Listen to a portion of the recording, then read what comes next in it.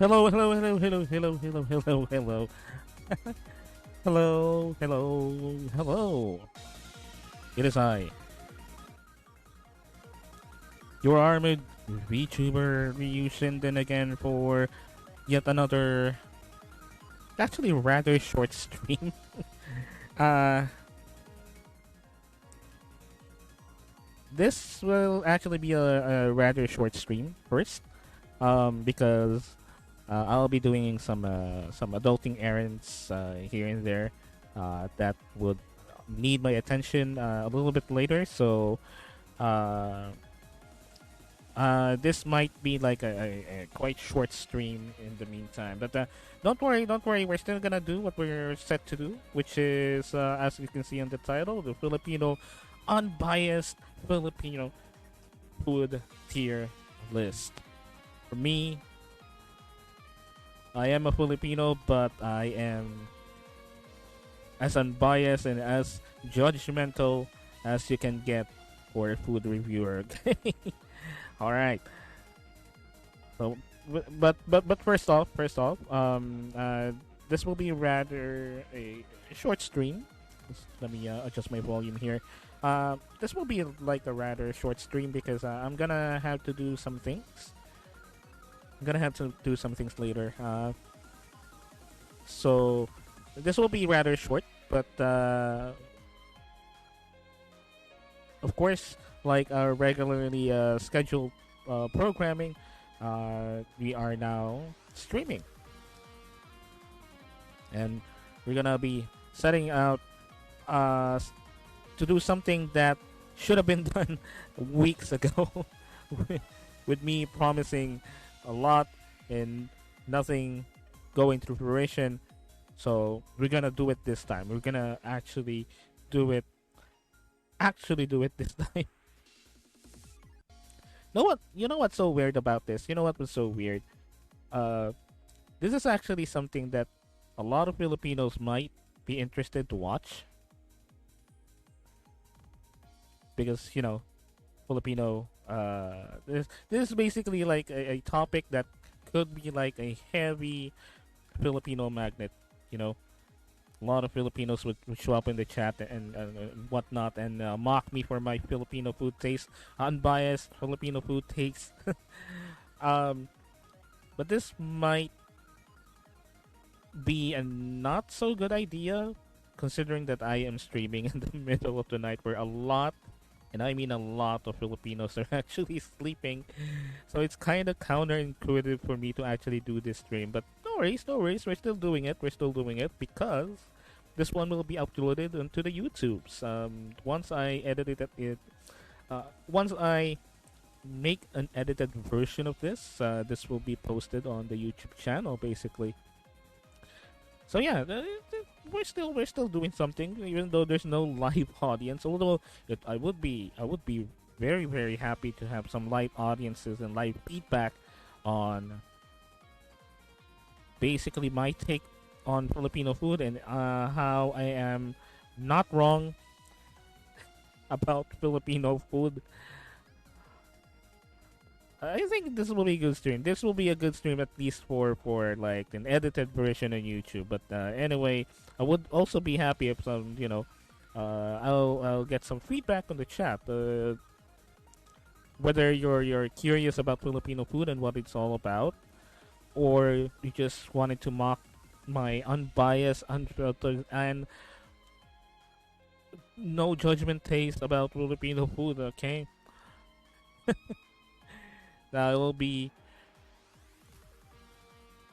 this will be I'll be glad to read out those messages, whether they're good criticism or bad criticism, because I know I'll get a lot of flack for this, a lot of flack. Okay, so let's see. Actually, this might be a more appropriate music right here. And as I mentioned earlier,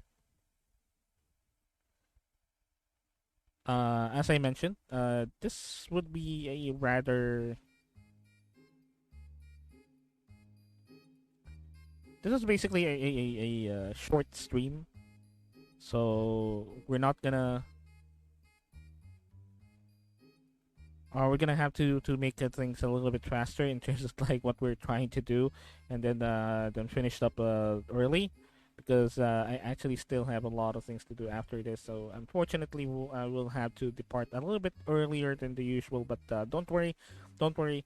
We are set out on what we're trying to do, which is going to a lot of Filipino foods and putting them on a tier list. And as a matter of fact, I have compiled multiple, and I mean multiple tier lists of Filipino foods that I found over the internet. That is, I believe that it's very interesting to look at and to make a tier list at. Um, I tried to make my own, but I don't have the time nor the effort to do it. So I just perused a lot of like already existing tier lists and then compiled them. Well, not really a lot, but multiples of them. Because what's interesting about it is what will be interesting about this is I'm not only reviewing and putting on a tier list of Filipino foods that are just Filipino foods. There are actually different types of Filipino foods. If you don't know, did you know that there are certain Filipino foods that only shows up at birthday parties? That's right. They only show up in birthday parties and nothing else.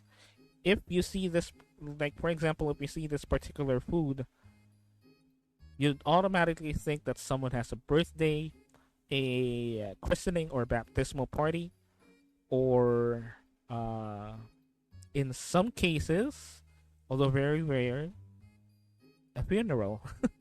Yeah, that's right. There are certain Filipino foods that you can only technically see on certain situations in certain gatherings. And once you see those certain kinds of Filipino foods, you will, if you are a Filipino, a very true one, you would automatically assume that there is some kind of a gathering that went on, or your household is doing a gathering if they're cooking the food itself. I'm not really sure how it is in the in other countries, especially the United States. But yeah, here in the Philippines, we have certain types of foods that only show up basically on certain situations and certain gatherings, and they do not really show up on like a normal meal. So we're gonna actually go through that, and also we're gonna also go through one of my favorites, Filipino street foods as well. If hopefully we have time, okay? Hopefully we have some time. We can go ahead and look up and make a tier list of Filipino street foods as well. My favorite. This I have I have actually saved a link here for a tier list that has lots, and I mean lots of Filipino street foods. So this will be interesting because this one is most certainly the one that I really would like to actually have a tier list of myself. Filipino foods, because I love Filipino street foods, and it will be very, very interesting. And again, this will be an unbiased, no judgment, no preference tier list. So you'll now see why I am the best food reviewer, and I should have a food travel vlog channel along with this. You'll see why. So let's go ahead and go get it started. Just give me one moment here. Uh, let's see. Gonna pull up one of the websites here. You know, while I'm doing this, again, thank you so much for those recent follows. We are already at 20, technically 21 followers on Twitch. So thank you so much for that. I do appreciate, seriously, I do appreciate every follow that I'm getting, because it means so much to me in terms of like whatever I'm doing right now. Some people appreciate it, and look forward to the streams as well. Hopefully, that's the case.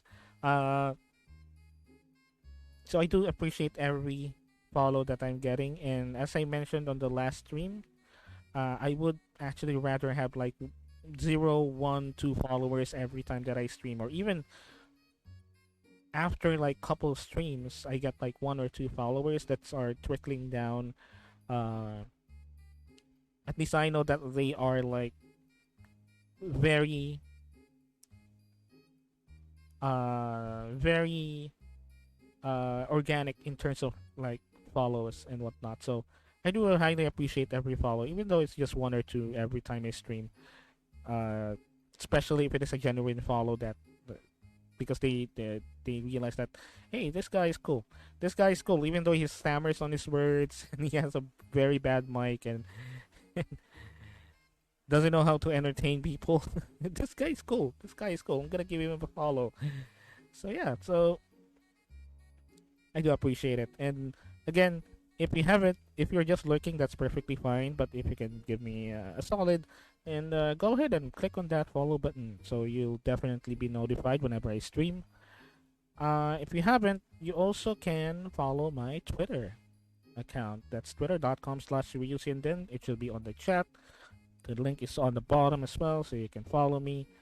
Other things like YouTube, TikTok, Instagram, and Discord will definitely follow in the next couple of weeks. And maybe, probably, I can maybe do that as a follower goal. And a follower reward once we reach a certain amount of followers. Okay, so let's do it this way. If we reach a certain amount of, we reach 30 followers, I'm gonna do something special. Definitely gonna do something special for the stream. For those of you who actually followed, because I do have a list here of all the people that followed me so far, since I started streaming. So I'm gonna be putting out probably a special little gift for them. And maybe you'll be included as well if we reach out to 30 subscribers. I'm sorry, 30 followers. I'm gonna do something special. Maybe I'll post that one on Twitter as well later. So anyway, we can go ahead and pull this one out. Just give me one moment here.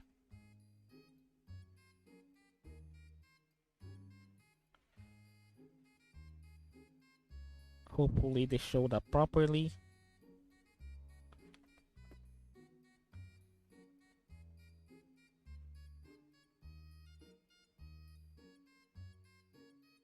Okay, so far this is showing up properly, I think.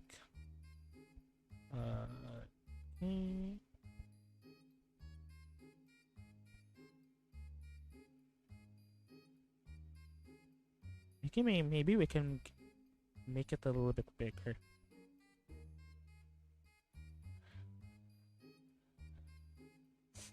Okay. Maybe it's enough. Just let me know, guys, if you cannot see.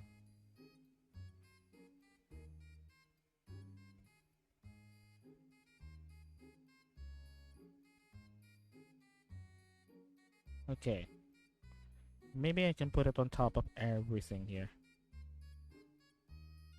Or in the bottom of everything, rather. Alright. Okay. Oh. Sorry. I actually need to put the actual tier list. This one.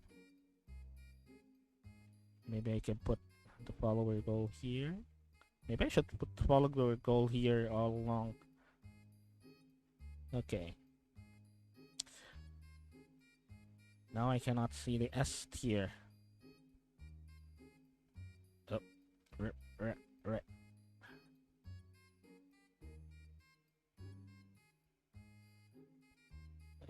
Okay. I think this should be good. I think this should be good. Alright.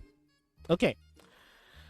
Okay, so we're gonna go ahead and officially start the Filipino food tier list. For those of you who didn't know, I am a Filipino.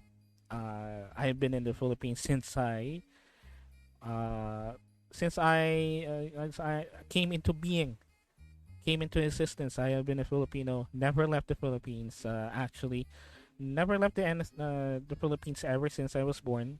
Never lived never lived in any other countries, nor I am not half other country or other yeah.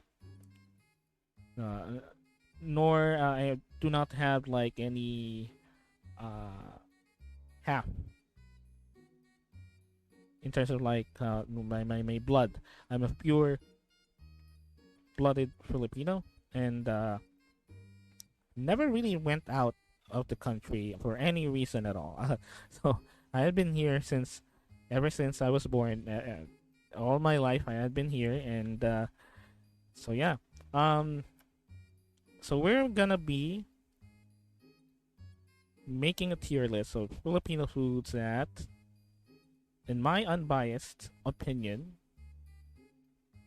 are the best and the worst. And again, I am doing this in a very professional. I'm doing this in a very professional, very non-partisan way. So even if I am a true-blooded Filipino, this is an unbiased tier list wherein my only judgment would be taste and my acumen when it comes to my taste buds and taste profiles or whatever. All right. So okay. So here we go.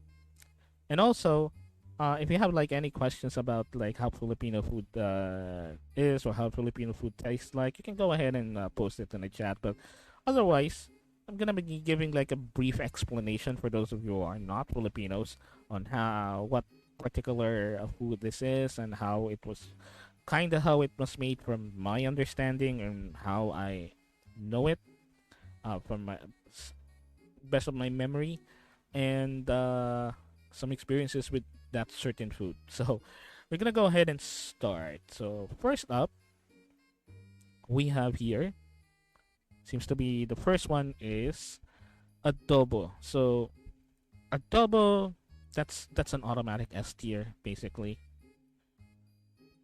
That is literally automatic, uncontested S tier. Adobo.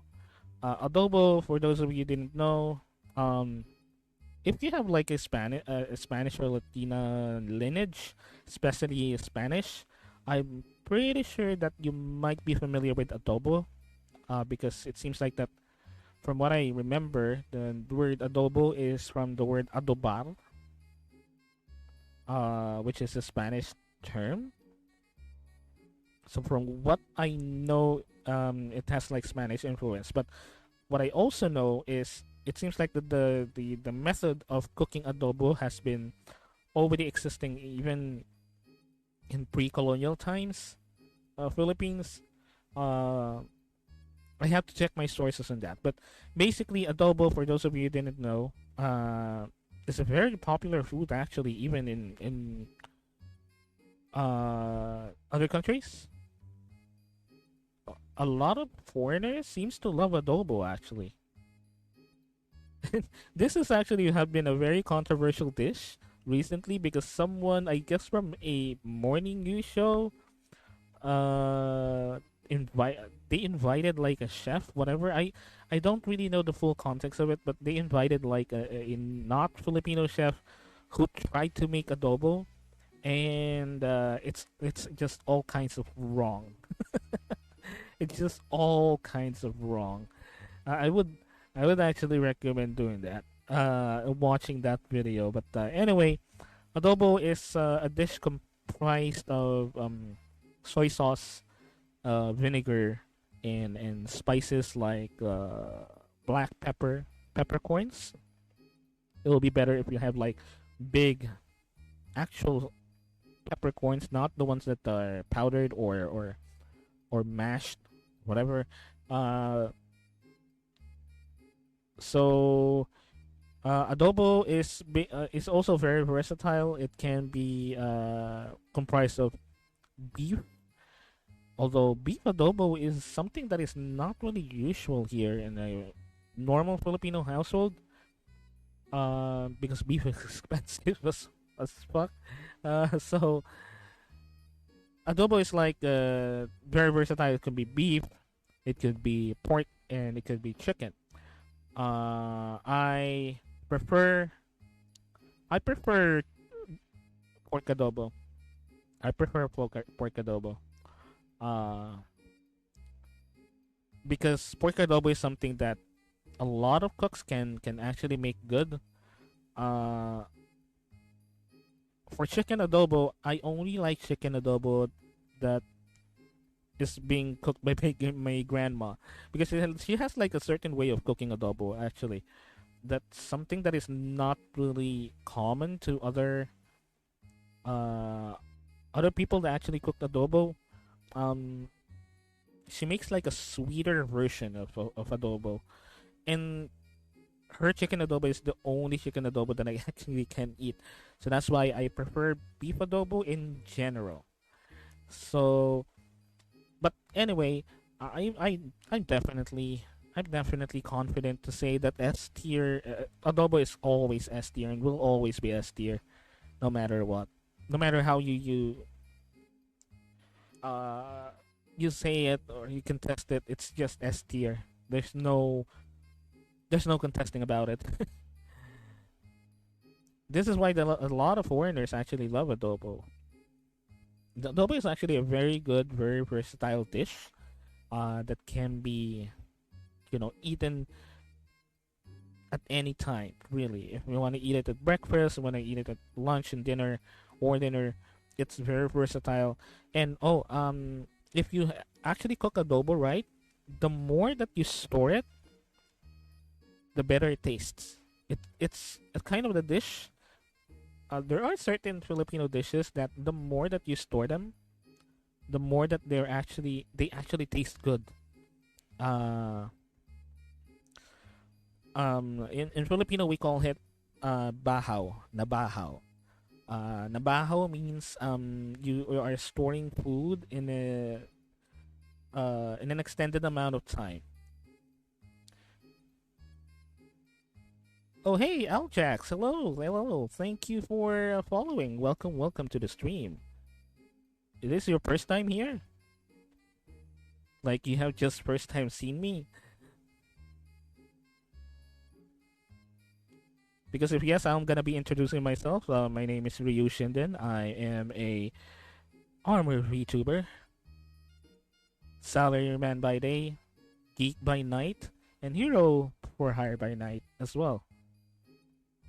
Welcome, welcome to the stream. Right now we are doing a Filipino food tier list, and I'm gonna show all of you why I am the best food reviewer of them all, because I'm doing this in an unbiased, non-judgmental way. Even if I am a Filipino, this is a very very professional food tier list done by a professional. Okay, let me tell you that. All right. So any violent reactions, I will entertain it. That doesn't mean that doesn't diminish the fact that I am the best. Yeah, welcome to the stream. Like food, what's your like favorite favorite food? Like from what country?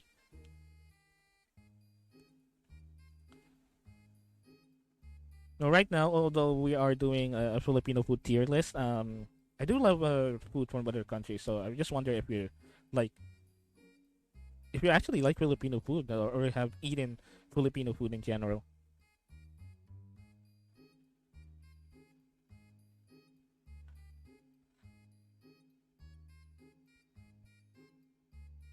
I don't know. That's okay. That's okay. As I mentioned, I was mentioning on the stream that I'll be also giving like a very brief description on Filipino food, the Filipino food that we're doing a tier list in. I've never been out of the country. Me too. I have been living in the Philippines. I am a pure-blooded Filipino for all my life. Never been out of the country. Never. I went out of the country for vacations, but not really stayed in another country for a long time or ever actually. But anyway, I'm gonna be giving like a brief description of Filipino food that we're ranking, so you have a like a basic idea. As I'll be explaining it as basic as possible without the Filipino jargon. Uh, so yeah, and I'll be again ranking them based on my professional opinion.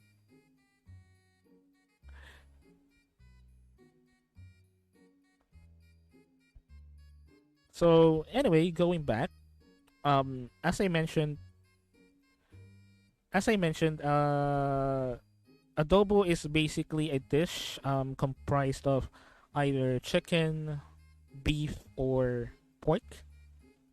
There's actually three types of it. Or actually, some people would tend to cook everything like beef, chicken, and pork adobo. They actually do that. But most of the time, it's just beef. It's just pork or chicken or both.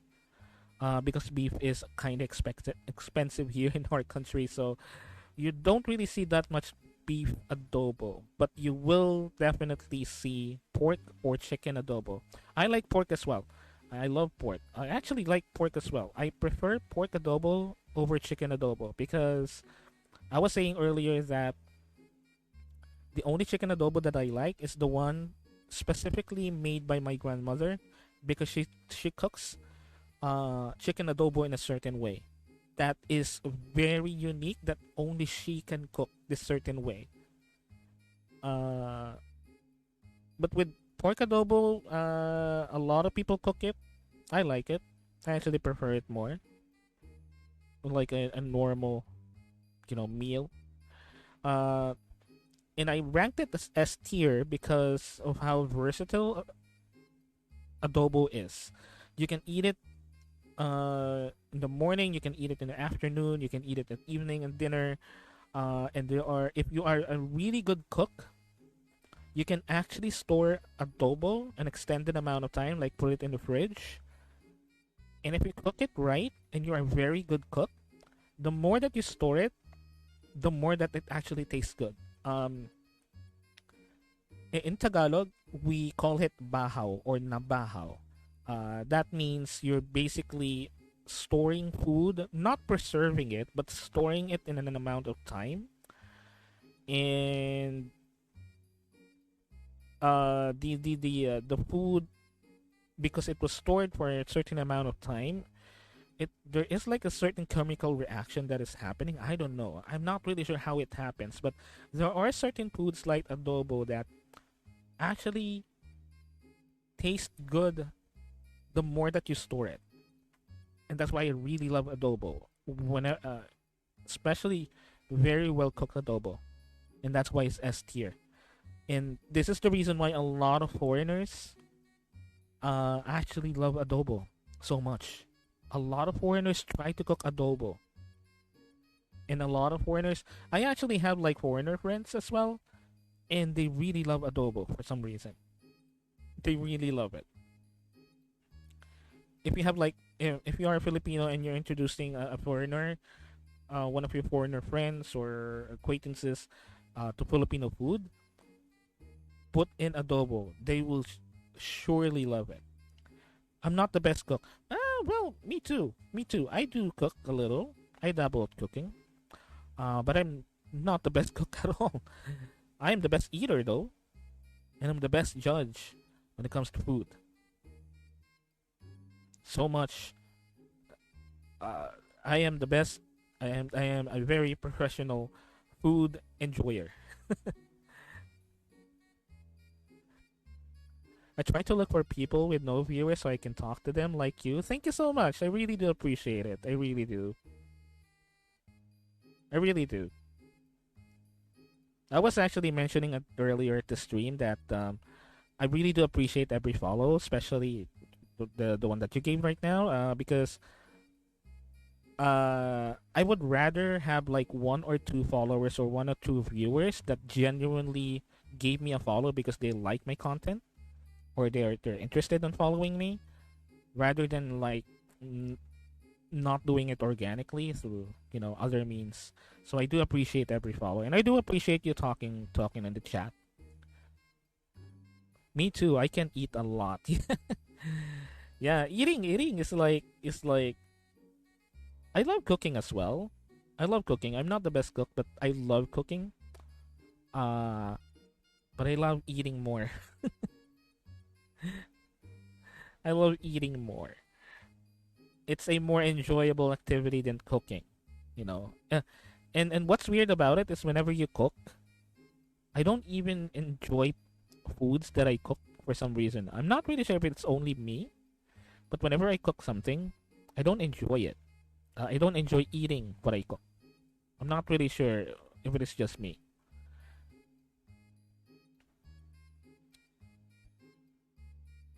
I'm a big eater. I'm a bottomless pit.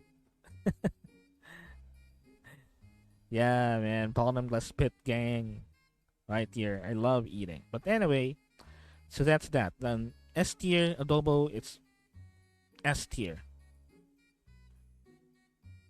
automatic S tier right here. There's no question about it. There's no contesting about it.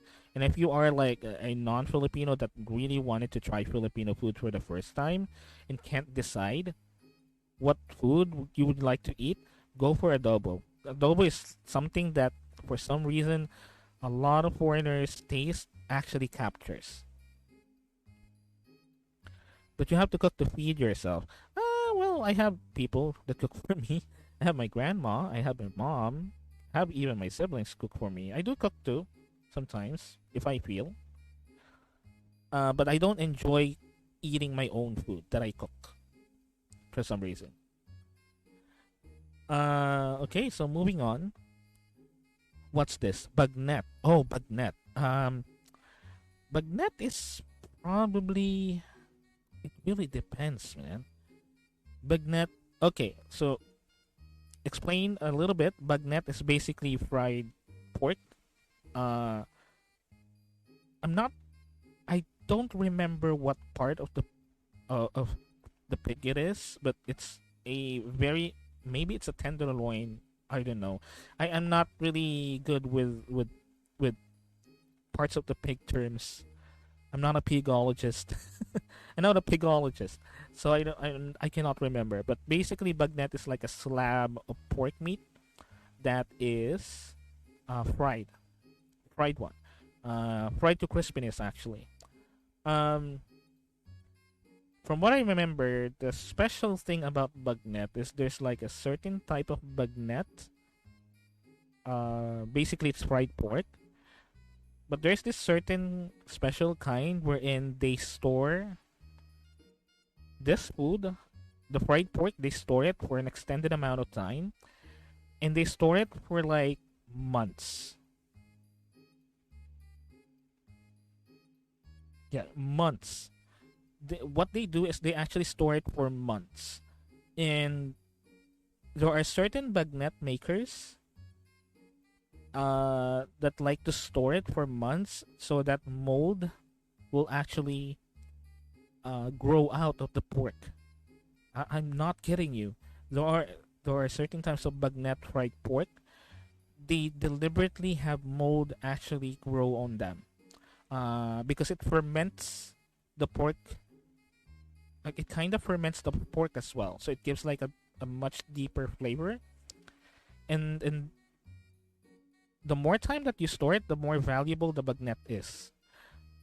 So, but basically, bagnet is like fried pork, fried deep fried pork that is very crispy. Why? Yeah, they store the fried pork for an extended amount of time to try to ferment it because it converts the flavor basically into a deeper flavor. There's this one time that while I was working, and it was actually almost Christmas time. There is this one time that one of my workmates actually offered me to buy a slab of this food, the bagnet. Uh, and I saw mold on it. This is the first time that I actually see mold on this food, and I was like, bro, why does it have like mold or something? Is it the isn't this like spoiled already? Are you giving me spoiled food? Are you trying to make me pay for spoiled food? And it was like really expensive, really. And he was like, bro, trust me, this is the best one that I can get for you, man. This is the best one that I can get. This mold is actually a proof that this is genuine bagnet. This is as genuine as you can get. I was like, why? Why does it have mold? This one has been stored for so long that the mold you can just cut it out. Apparently, the mold you can just like scrape it out or cut it out, and you have to go to the meat inside the meat within, and that's where the flavor is. So I was like, okay, sure, all right. So we took it home. It's actually one of the foods that we ate for Christmas, and it was so good. It was so good. The flavor was so concentrated because the pork slab itself was so fermented. You can think of it as ham, but this one is like fried pork. You can think of it as what they do with ham. So it's fried pork. So I was like, wow, this is really good. This is really good. And it was so expensive. It was so expensive, but it's worth it. So this one, Bagnet, I'm gonna give it probably a B. A B because this highly depends on who makes it. There are good Bagnet, there are great Bagnet.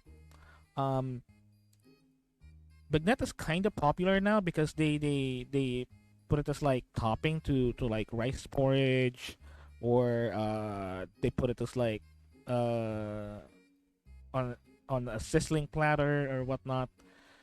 But a great bagnet is actually very rare to come by, and a bagnet is only good if the maker itself actually makes a great bagnet.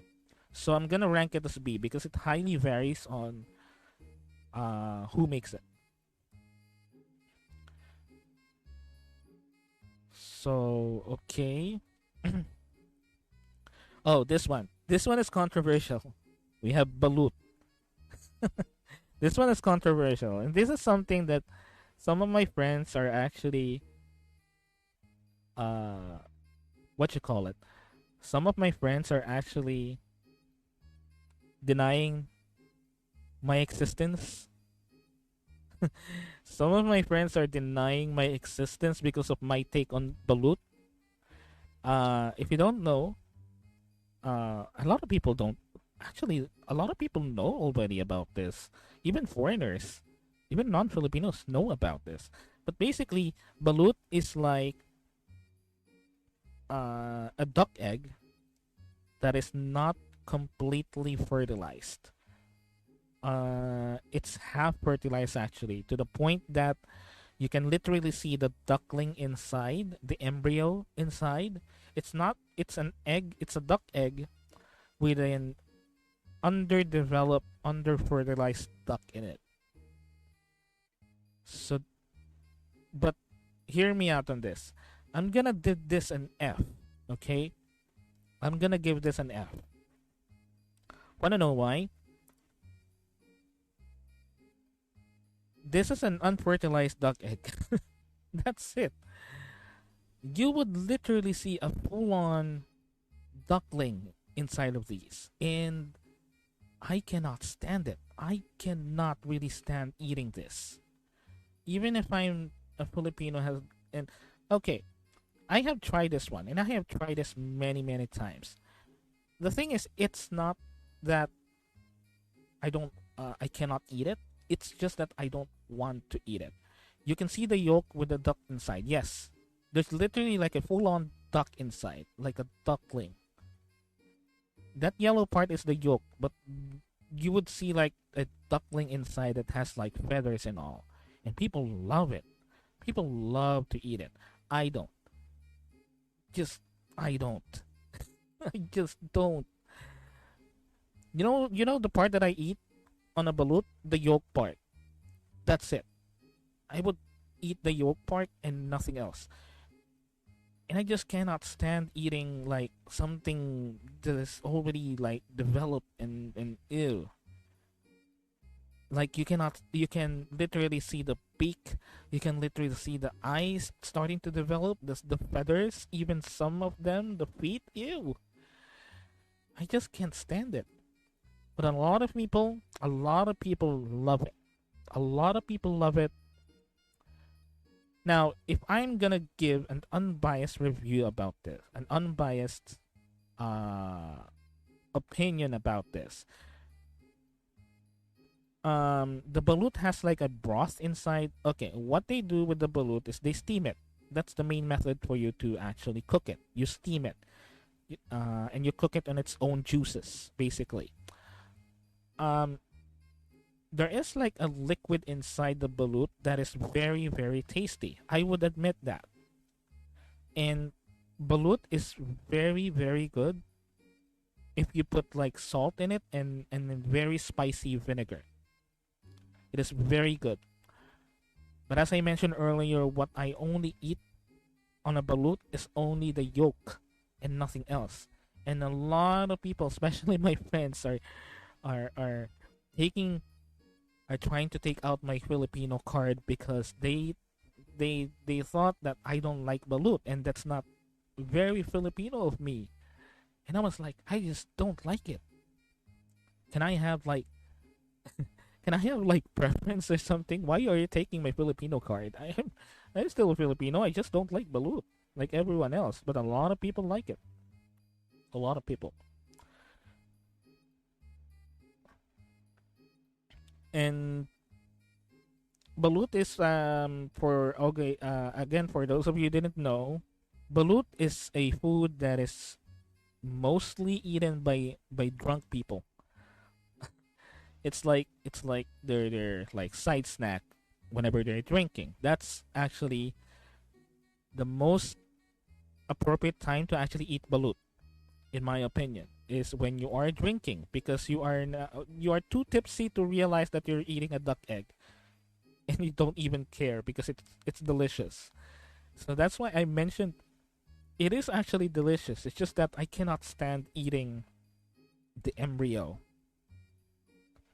an almost developed embryo of a duckling that has feathers, and I can only imagine the feathers getting stuck in the between my teeth, and it looks like ew, ew, so gross, just so gross. So that's why I put it on F, and I don't care anyone would say about this, but it's an F. It's an F for me, just an F for me. So okay, next up, bok choy. Oh, bok choy! I love bok choy. Bok choy is basically a noodle soup. Noodle soup with a very light broth of beef. It has, from what I remember, a genuine bok choy has chicharrones, like deep fried pork fat. It has innards like intestines, stomach of cow or pig, and it has like what you call it, rice noodles. It's basically a noodle dish, and bok choy is something that I would put on a, again, a B. This is because a very good bok choy depends on who makes this. Um, Funnily enough, a lot of us Filipinos, the only bok choy that we actually taste is uh the ones that are in cup noodles. Actually, let me look this up. This is the one that we actually eat most of the time. Just give me one moment. Uh, what? Lucky Me bok choy. Now, what we see on the tier list is the actual bok choy, the genuine dish. But this is what we actually eat most of the time. This one, instant noodles. The only way that you can eat bok choy is if someone actually makes a genuine version of it, or if you go to the city or the province that actually make the noodles itself, or make the noodle dish itself. Otherwise, this is most of the time the version that we eat. Lucky Me bok choy. But bok choy is really good. It's really good. It's a very hearty soup. Very hearty but very light soup. It's not as heavy as other dishes like mami or whatnot. Um, you can consider it a Filipino ramen. That's probably the closest one that I can describe it. Filipino ramen, basically.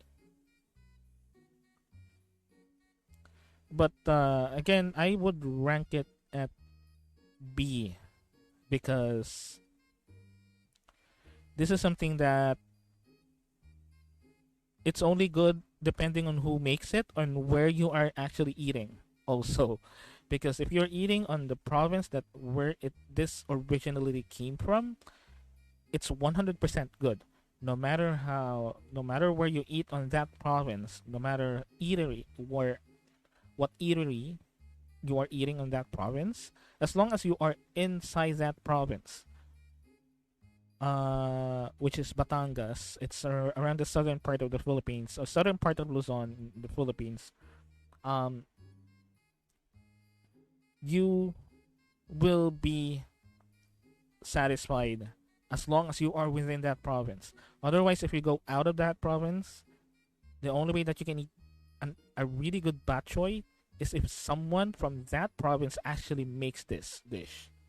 Otherwise, you would eat most of the time the the instant noodles version, which is totally different from the actual dish. Totally different.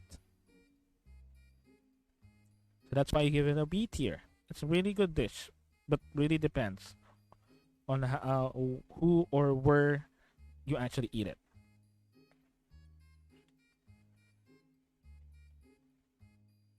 Let me take a sip of my coffee. Just give me one moment. Ah, all right. Okay, next up, bistek. Bistek. Bistek. Bistek, I would give a C. It's on the middle ground for me. Bistek, funnily enough, is actually a Filipinization, a Filipinism rather. It's basically a butchering of the word beef steak, like Beefsteak.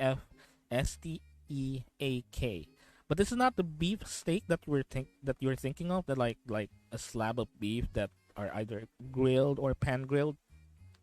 This is not that. Bistek is like a beef dish, a sautéed beef dish, sautéed in onions, and soy sauce, and lime or calamansi juice. We use calamansi juice here in our country instead of lime, but it's you think of it as lime, basically calamansi, but more sour. But that's basically bistek, and it's a bastardization uh, from using our language of the word beef steak. But from what I also remember, bistek also means different. Um, but I'm not really sure what's the other term for it. But that's how it's called. In terms of flavor, I would give it a C. It's it's not really mid. It's just like middle ground. I cannot really say uh good things about it. I cannot also say bad things about it. It's just like middle ground. It's something that most of the time it's something that you would eat because it's the only food in the house, and incidentally your grandma or mother or someone from your house actually cooked it, and you're like whatever. You're not really excited. You're not really sad either. It's just on the middle ground of like, yeah, something to eat. It is good, but nothing really, you know, what you call it? Nothing really special to comment about it. So middle ground. Beef tapa. Okay. Beef tapa is something that is very, very, very popular here. A lot of Filipino restaurants actually serve beef tapa. Beef tapa is basically very um, marinated, super marinated beef that has been marinated for so many days in soy sauce, vinegar, spices, and yeah, calamansi juice again or lime juice, and it's super marinated. That means the marinade is super concentrated, and it has been being it's being marinated for many days.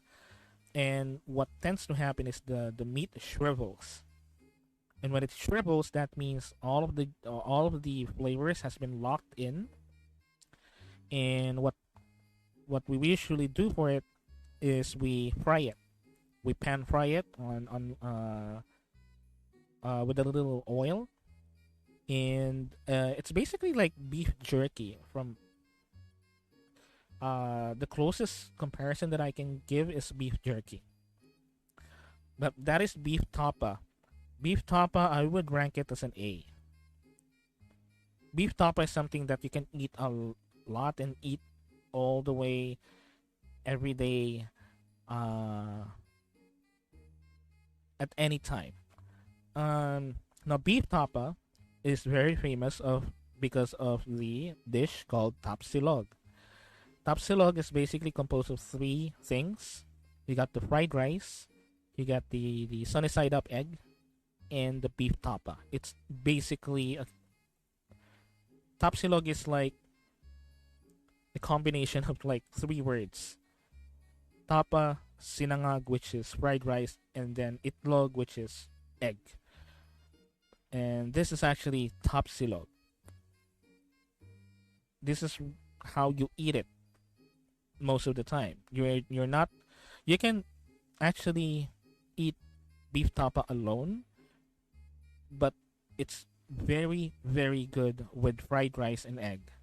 And that's like staple combination. And this is very popular because a lot of eateries here in the Philippines actually serve this one.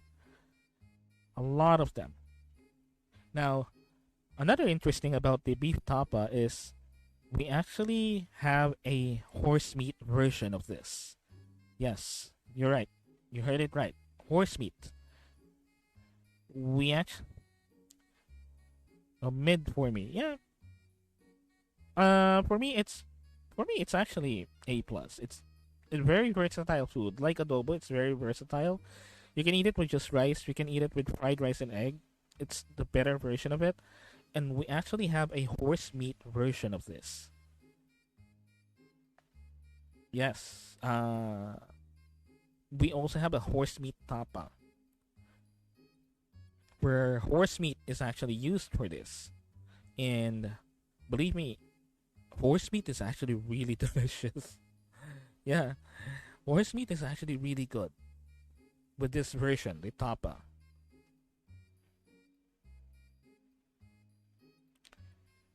So, I would give beef tapa an A plus. It's very versatile. It's very common, but it's something that you can eat like every day, and you're not gonna like you know be sick of it.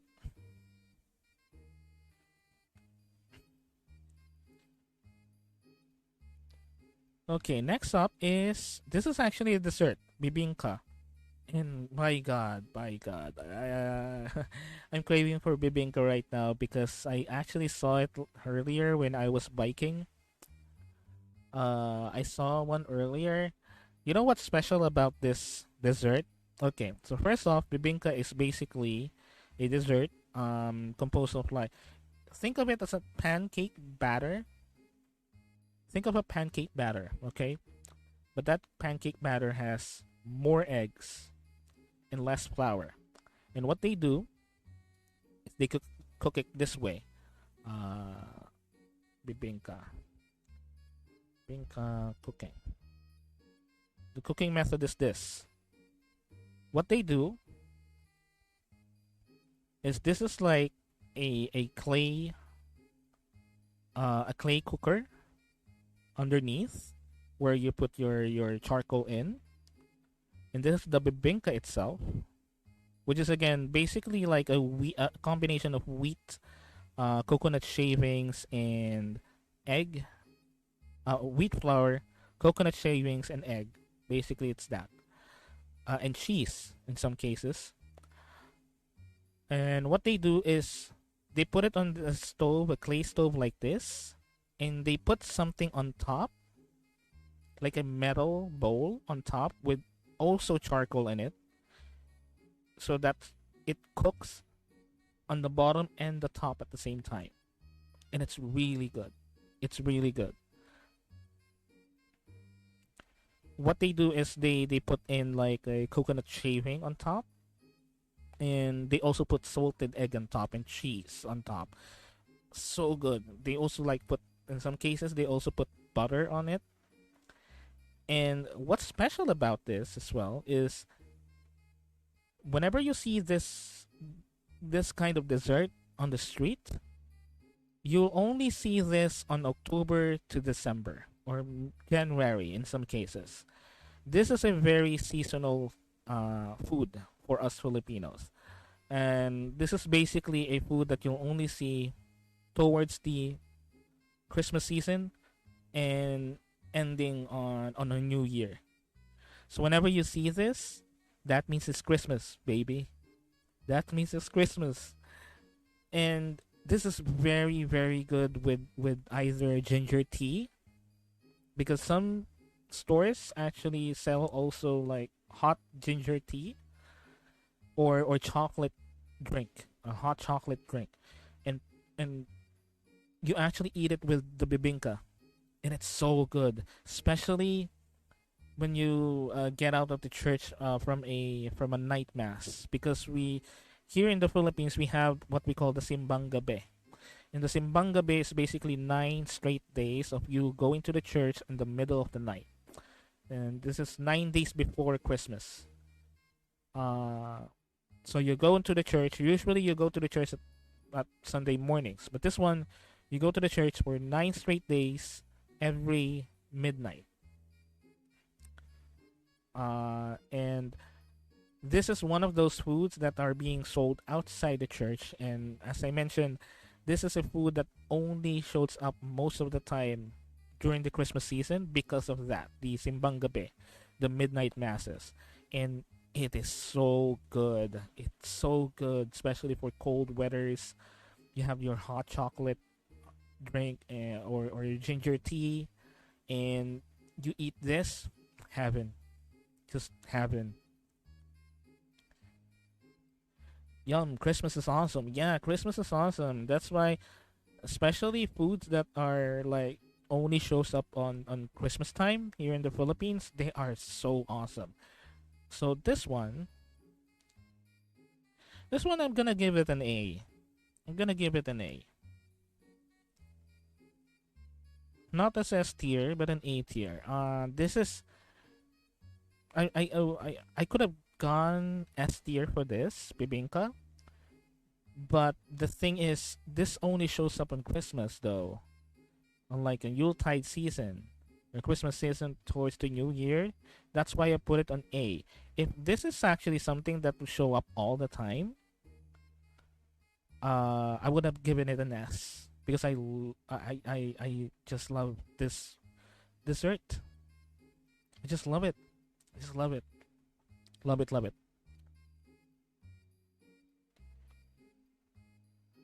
So, okay, next up is. Just give me one moment. Let me just readjust some things.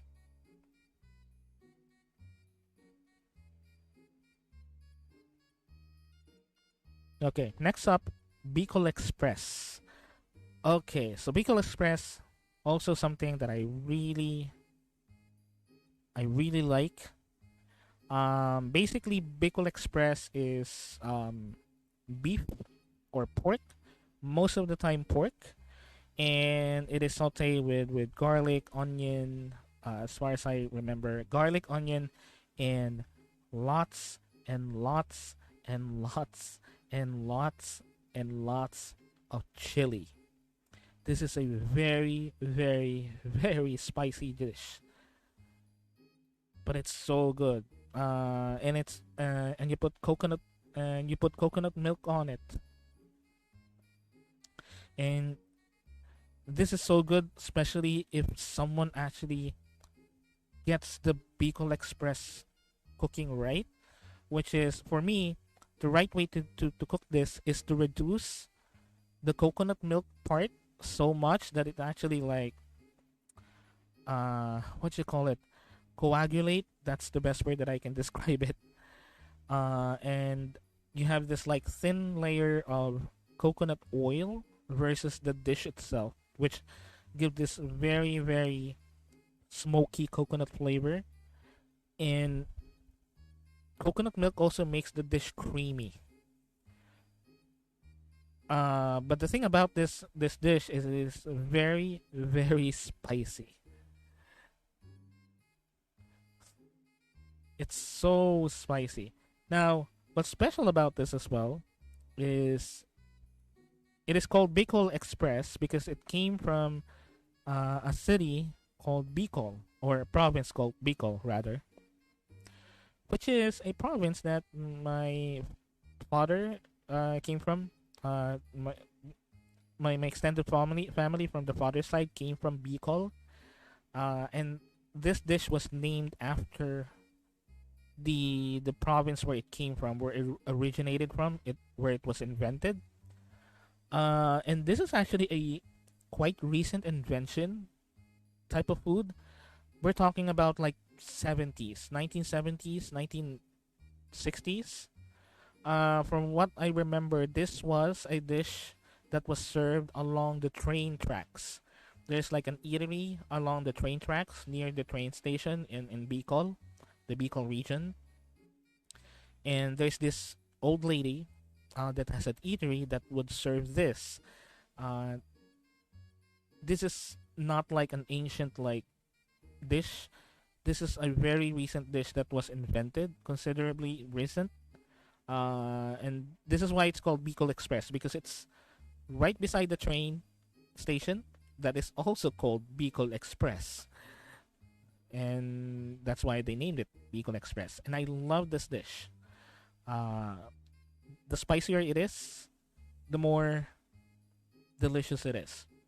But I would give this also a B because again, this is something that depending on who cooks it, it's either good or bad. But I would give it a B because of like as it is, the dish is actually good. The dish is actually quite good as it is.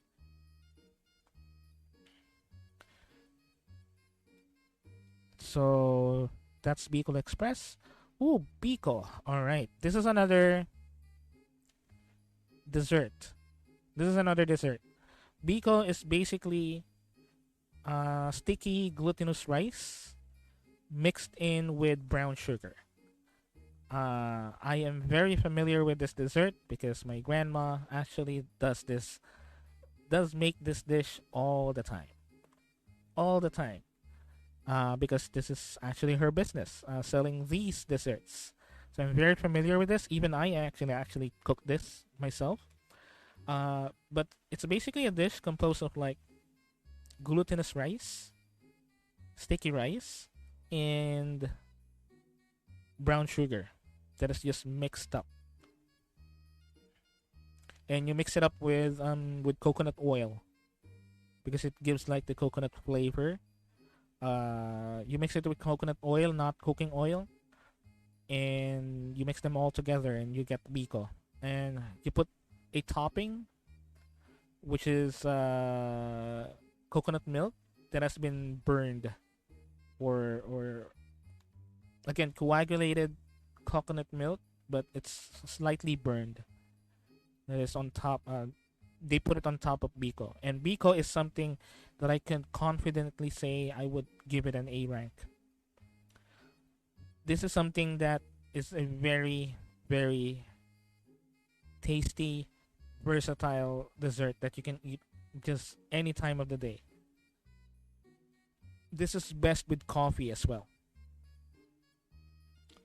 You pair it with coffee, so good. Eat it in the morning, so good. Your This is actually a very hearty dessert because it's basically composed of rice, sticky rice. So you eat one of this, you're good for the day. I'm gonna give it an A.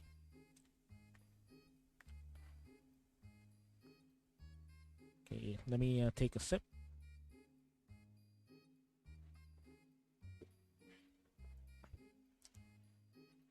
Okay, what's next?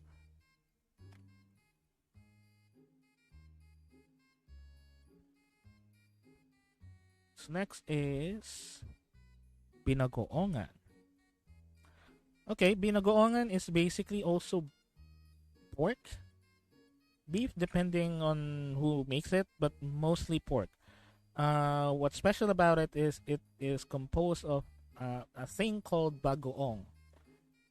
Bagoong is basically fermented fish or shrimp that has been fermented in salt for so long that it has a very rather interesting smell. If you are not a Filipino, you would definitely think that the smell is stinky. But if you are a Filipino, the smell is actually aromatic. Um, Binagoongan is like a version where you saute the pork and you put in bagoong, which is shrimp bagoong from what I remember, and you say saute it, and it gives us like this salty but flavorful uh, uh, taste profile.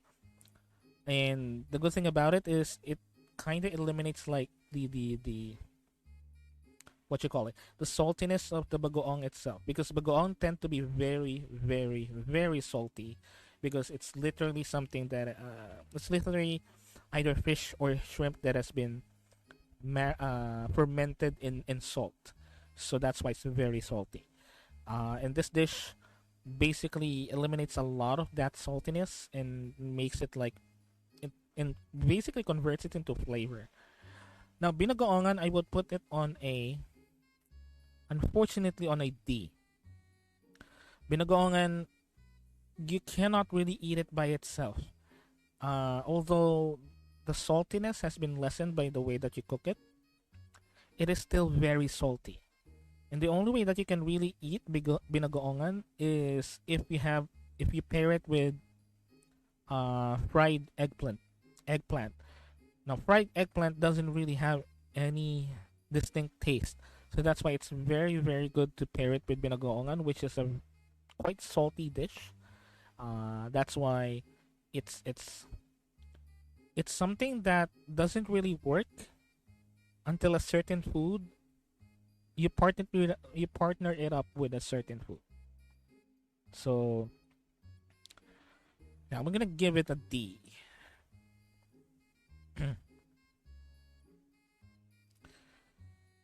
Bopis. Bopis is Basically,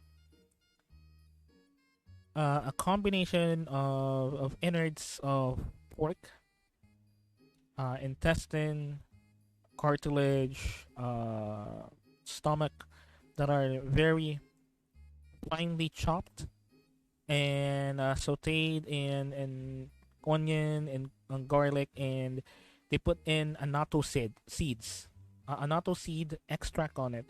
Uh, this has a very reddish color because of the annatto seeds that you need to put on the dish.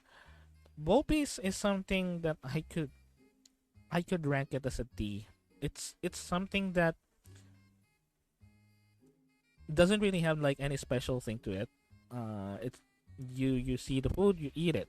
Basically, that's it. But I would rank it lower than the bistec because the bopis doesn't really have anything distinct about it that you can say that it's really good. It's really good. It's nor it's something that you can like introduce to others as a very special food. A lot of people cook bopis, and it's basically like just very normal food. So I'm just gonna give it a D. Brazo de Mercedes. I haven't tried this one, but from what I know, this is a dessert composed of lots of eggs and milk. But I haven't really tried this one. Bulalo. Okay. This one, interestingly, is something that I just ate hours ago. Bulalo. So basically, bulalo is a beef soup. What's special about it is it has bone marrow. You take a very huge slab of beef, beef bone,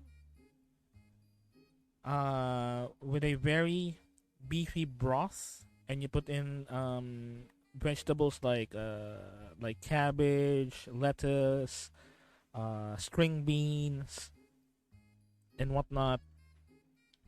And the special thing about it is it has bone marrow. Now, if a bulalo has bone marrow, that is a special bulalo. That's an authentic bulalo, and a lot of people love bulalo. It's a very popular dish here. I love bulalo. I have actually ate this one just hours ago, and I love it. Uh, Especially if there's lots of bone marrow. Not something that has heart issues or blood pressure issues would eat or would safe to eat. Just moderation. But bulalo is I think I can go with an A tier with this one. This is a very special dish that is very good. It's basically beef broth soup with a super big slab of beef with bone marrow, beef bone with bone marrow on it, and it is good. So good. As a matter of fact, there is like a province that is literally uh, just kilometers away from where I live. There is a province wherein they are specializing on this dish, the bulalo, and uh, you can only get the best bulalo on that province as well. So as you notice, there are like what I keep on saying is there are certain provinces that have like specialty food, and the best versions of Filipino dishes, certain Filipino dishes, uh, you can only eat it on certain provinces for the best version. So if you are looking for like a best version of a certain Filipino food or certain Filipino foods, you need to go to that specific province to get the best version of that food. Because if you eat it outside of that province, it's like either an imitation or something that is totally different.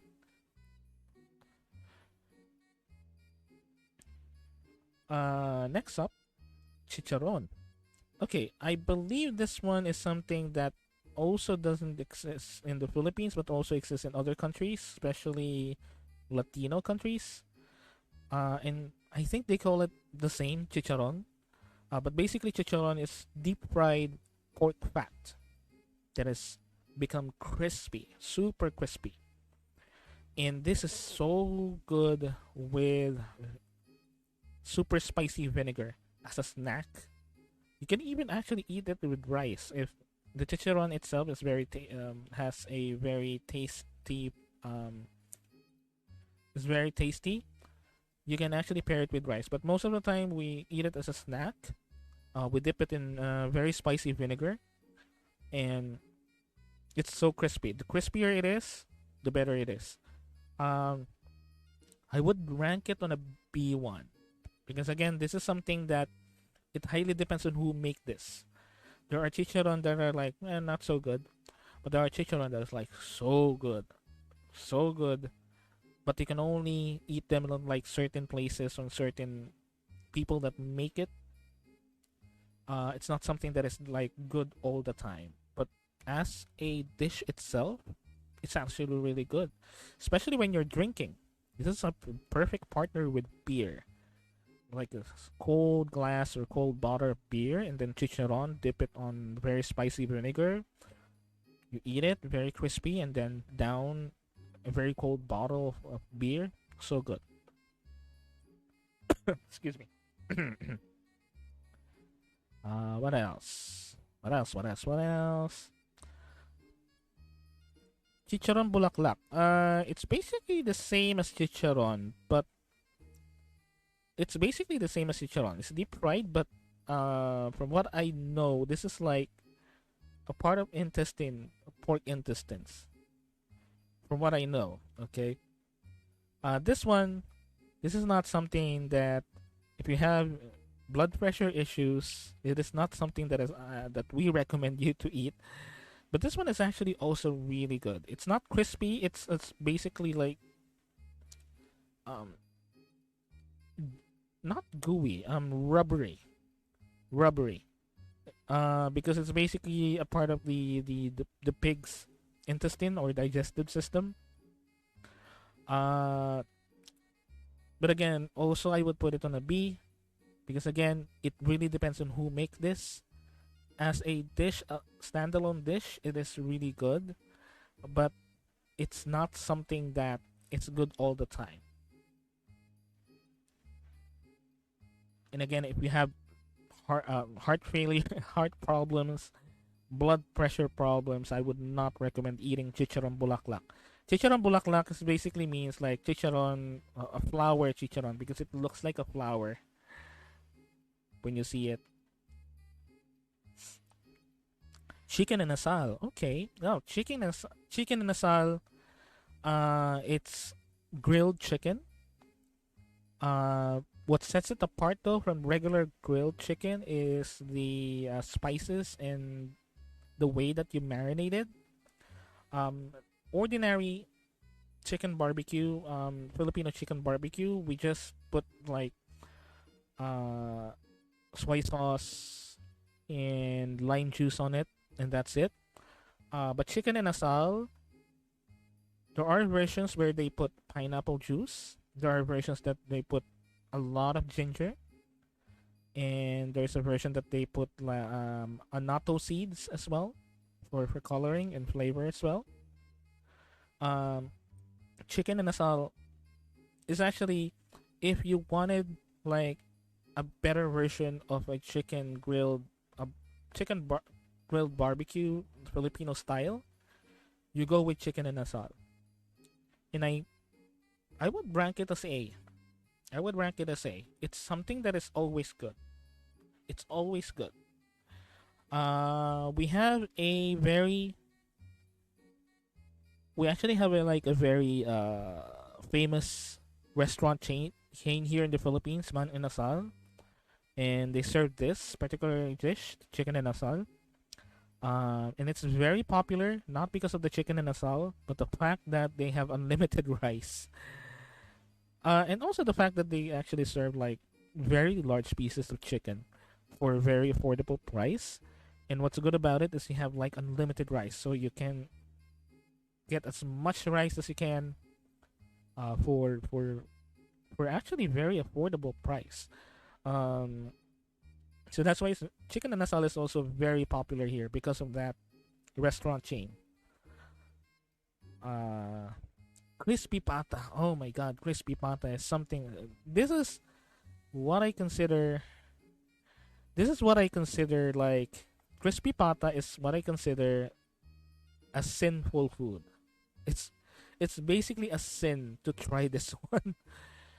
Crispy pata, the word crispy, but pata basically means a part of a pig's leg, the ham part.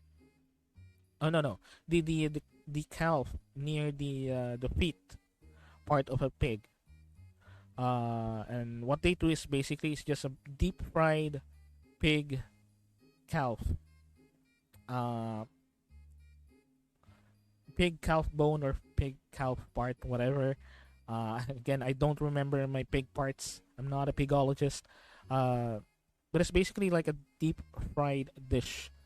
Now, what's special about this one is what sets it apart is it's because it's the leg part of a pig. It has super high amounts of collagen. Now, collagen is what you whenever you eat pork and it's very sticky, very gooey substance. Whenever you eat like a very fatty part of a pork, that's collagen, and this one has a lot of collagen. And the thing that makes it special is because of that collagen, the meat inside the crispy pata is so juicy. It's very juicy, so juicy. Crispy pata is a very special food because it's very expensive to actually make and to actually buy from a store. That's why it's like a dish for special occasions. We don't really usually eat this every day. You only eat this when there's like a birthday party or like someone somebody's baby was baptized and whatnot. You only eat this, and you only eat this when drinking. You don't eat this while on normal meal. You eat this while drinking because this is what I consider the best drink, best partner to liquor when it comes to Filipino food. Uh, Crispy pata, I would probably, you know what, I'm gonna go put S tier on this one. Crispy pata is just something that is very special once you see it served and once you see it being eaten. It's so good when you have like a dip of soy sauce, vinegar, lots of chopped onions, lots of chopped chilies, and you dip it there. And it's the meat. It's so juicy. It's very good. Dinuguan. Okay, dinuguan. This is kind of weird. This is actually a little bit would be a little bit weird. Dinuguan is basically blood. It's basically a dish composed of pig's blood. And the reason why it's black, the dish itself is actually black because of cooked blood. The main ingredient for this dish is pig's blood. So that's why it's called dinuguan. The root word of dinuguan is dugo, which means blood in Tagalog. And dinuguan is basically a blood dish. Uh, in terms of like what's in it, besides pig blood, it has pig parts, pig meat. Some people actually add in innards like stomach, intestines of pig and whatnot that are just chopped into bite-sized pieces, and it's cooked in vinegar and some spices like bay leaves, green chili, the green long chili. And this is also good. The spicier it is, it's also the better it is. But yeah, this is actually something that a lot of foreigners would be apprehensive on eating, but once they eat it, they would actually think, I can guarantee that they would think that this is actually a very good dish. But again, a lot of foreigners are apprehensive on eating this because of the fact that it's made from pig's blood, which is actually the same thing that gives it a lot of flavor. Basically, just imagine eating like a blood sausage. A lot of people in other countries love blood sausage, and it's basically that. But this one, add up some vinegar. It's a very sour dish, and most of the flavor profile comes from the pig's blood. Dinuguan, I would rank it at A. It's a very good dish. It's something that you can also eat every day. We also eat this like a lot of days, most of the time. Uh, it's a very versatile food. A lot of people like it. But again, this is also a dish that depending on who cooks it, it's either good or bad. But the good thing is, even if doesn't really taste good, it still tastes good, but not as good as like other people that would make the same dish. There are certain people that can make really good dinuguan, and one of them is my grandmother. My grandmother is the best when it comes to making dinuguan, the dinuguan dish. Nothing can top her. Um, so again, it really depends on how you cook it and who cooks it, but nonetheless, it's a very good dish. Ensaymada. This is a bread. This is a bread. It's not really a Filipino dish. It's a bread. Ensaymada is basically a bread. What's special about it is it has lots of sugar on top. Excuse me, lots of butter on top. And depending on who makes it, they make the bread really fluffy, either really fluffy or really stringy. Ensaymada, I would give it. I would give this one probably a B. Ensaymada is also something that depends on who makes it. Is either good or not so good, but good nonetheless. Um, a really good ensaymada for me is something that has salted egg on it because basically screams this is a special ensaymada made specially for special people if it has salted egg on it.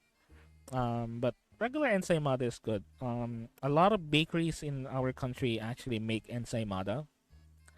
There's like the cheapo version ensaymada, and there's like a very special, expensive version ensaymada.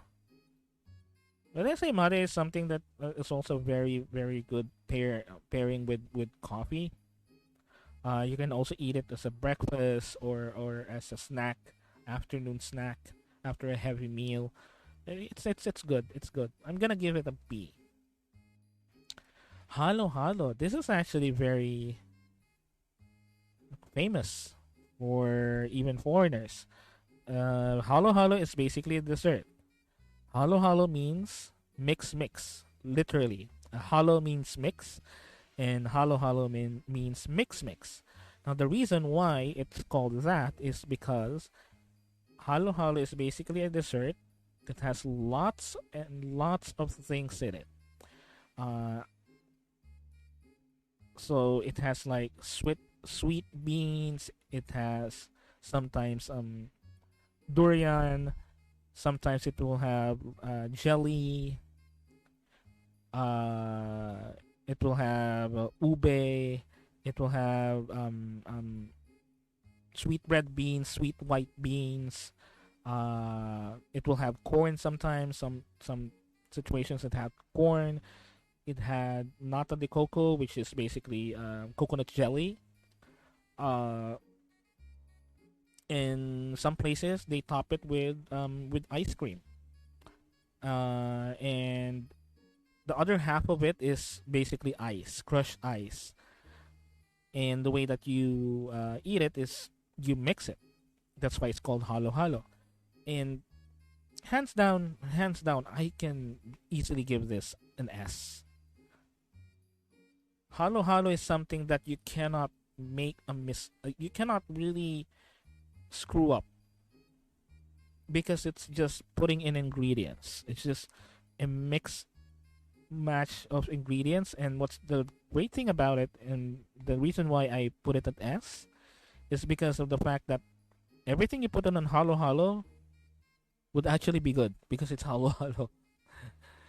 A lot of variants of halo halo just put in a lot of things, and it's still always good.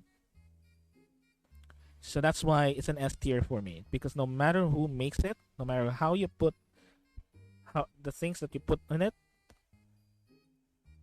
a halo halo would still be good. It's something that you cannot screw up really, even if you don't know how to cook.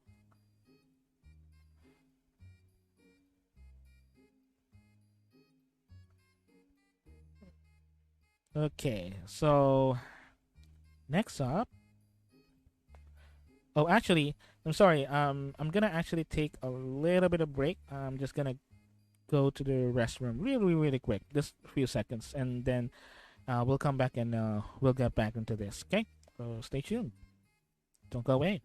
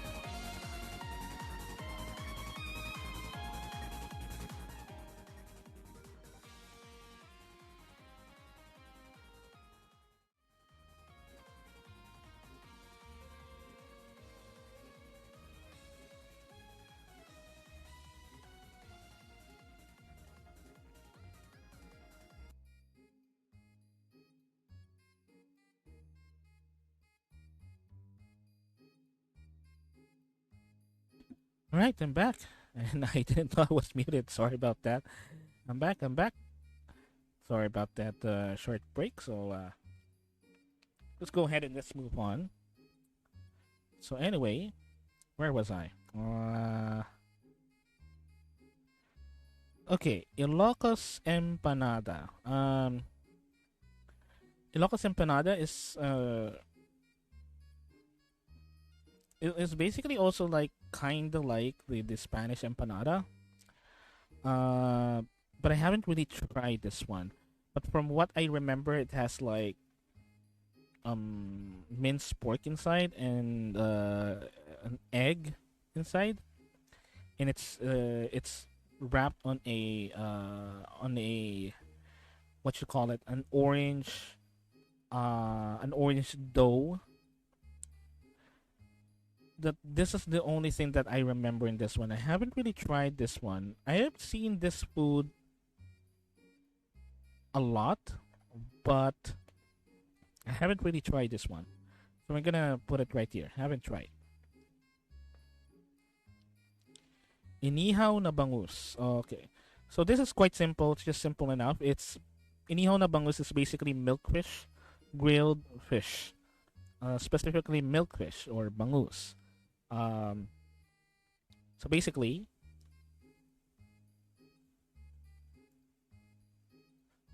yeah, go ahead.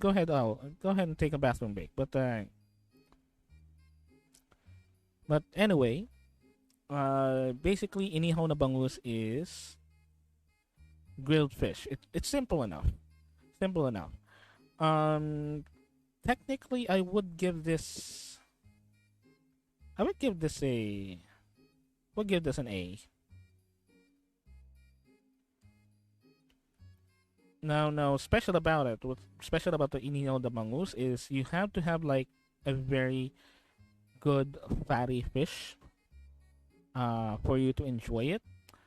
But it's something that whenever you serve this, is it's basically good. Again, this is something that you cannot really screw up unless you really burn the fish while grilling it. So I would give this an A as well. Inihaw na liempo. Okay, so this is also a grilled dish. Basically, it's pork barbecue. But what is unique about the way that we barbecue pork is the fact that we marinate it with soy sauce and lime or calamansi juice. That's basically how we set apart our versions of like pork barbecue. And this is that inihon and liempo. Now this one also A as well. You cannot really screw up this one unless you really burn the food itself while grilling it. You cannot really screw it up. It's always good, no matter what. But again nothing really special that sets it apart or makes it very special, unique. So yeah, caldereta. If I'm pretty sure that other countries, as far as I know, I'm pretty sure a lot of countries have the like a certain version of like beef stew in tomato sauce. And caldereta is basically that. It's basically beef stew in tomato sauce. Um, caldereta, I would give this also probably a B. This is something that again really depends on who cooks it, if it is good or bad.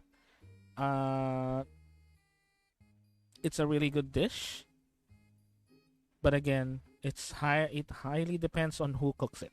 You can screw this one up if you don't know how to cook properly, but it doesn't mean it's not a bad food at all. No, I'll keep watching the toilet. Oh, whatever suits you. Whatever suits you. Keep watching the toilet. Okay, no, that's fine. That's fine. But anyway, going back, caldereta is something that it's something that it's basically beef stew and tomato sauce. And again, it really depends on who cooks it, if it is good or bad. But it doesn't mean that it's a bad dish in general. It's a very good dish in general. But you can easily screw this one up if you don't know how to cook it properly. Kare kare. Okay, this is also one of those like kind of weird types of dishes. If you're not Filipino, kare kare is basically either beef or pork. Most of the time, beef. And what's special about this is the sauce itself. The main ingredient is peanut. You heard right, peanut, like ground peanuts, and ground rice.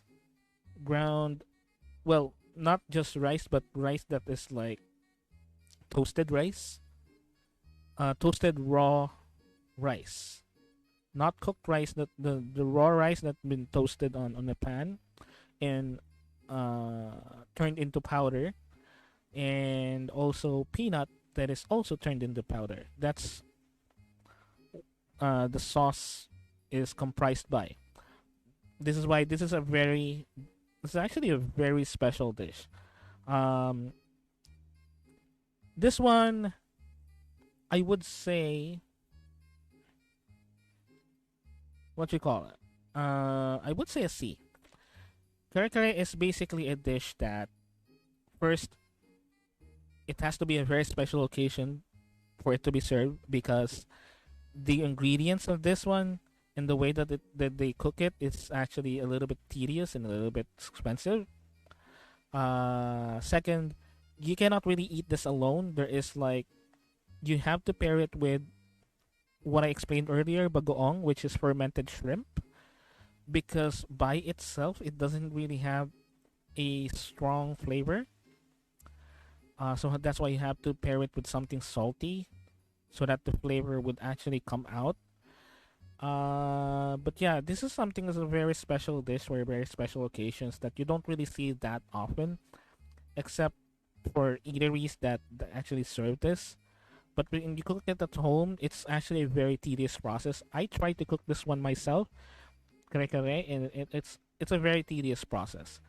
Uh, but I would rank it as a C because it's something that you only really see a few times and you cannot really enjoy it alone.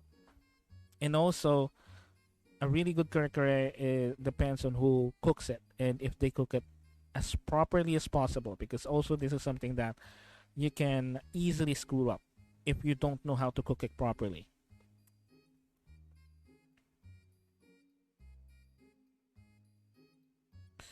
So anyway, we still have a lot of we still have actually a lot. So we're gonna push through with this. Kinilaw, kinilaw is basically anything raw. Most of the time, fish. You don't cook it because the way that you cook it, air quotes, is you mix raw fish with vinegar, and it's actually the vinegar that cooks it. You don't cook it on a stove or heat. As a matter of fact, kinilaw is super good when it's cold, when it's actually chilled. But this is actually basically a raw fish that is cooked in vinegar, and you cook it using vinegar and not putting it on heat. So basically, you're eating raw fish with vinegar, and you put a lot of chili on this because the spicier it is, the better it tastes. But again, I would rank it as a C as well because again, this is something that you don't eat very often because it's one is very spicy, second very sour because of the vinegar, um, and you don't really eat it that often. This is something that you eat while you're drinking as well. So it's it's it's a C for me.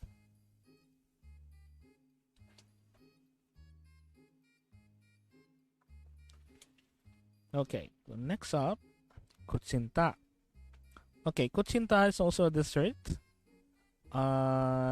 This is basically I would call this a jelly, but not. It's it's a very gelatinous dessert, very sticky, and it's mostly composed of brown sugar. And you pair it with coconut shavings. Uh, I don't know how it's technically made, but that's how can I describe the taste. It's sweet, and it's sticky, and it's very gelatinous. This one, I would give it. I would give it an A. I would give it an A. This is something a very tasty dessert. Again, you can eat it as a afternoon snack or as a breakfast. It's very popular, uh, and it's very versatile when it comes to like as far as desserts go, but also special at the same time. So, and this is something that everyone that makes kuchinta, everyone tastes good. Makes a very good kuchinta. You cannot really, I haven't really encountered anyone that made a bad kuchinta. So it's an A for me. Laing. This one, uh, basically it's what they call it. Sweet yam leaves. I cannot really, I cannot really find anything compare to this one. Laing is basically using a certain leaf. Uh, and from what I know, it's a leaf of a sweet yam, and it's being cooked. And it's cooked and sautéed in coconut milk. This one I would give it a D. I would give this one a D. This is again also something that you cannot really eat very often.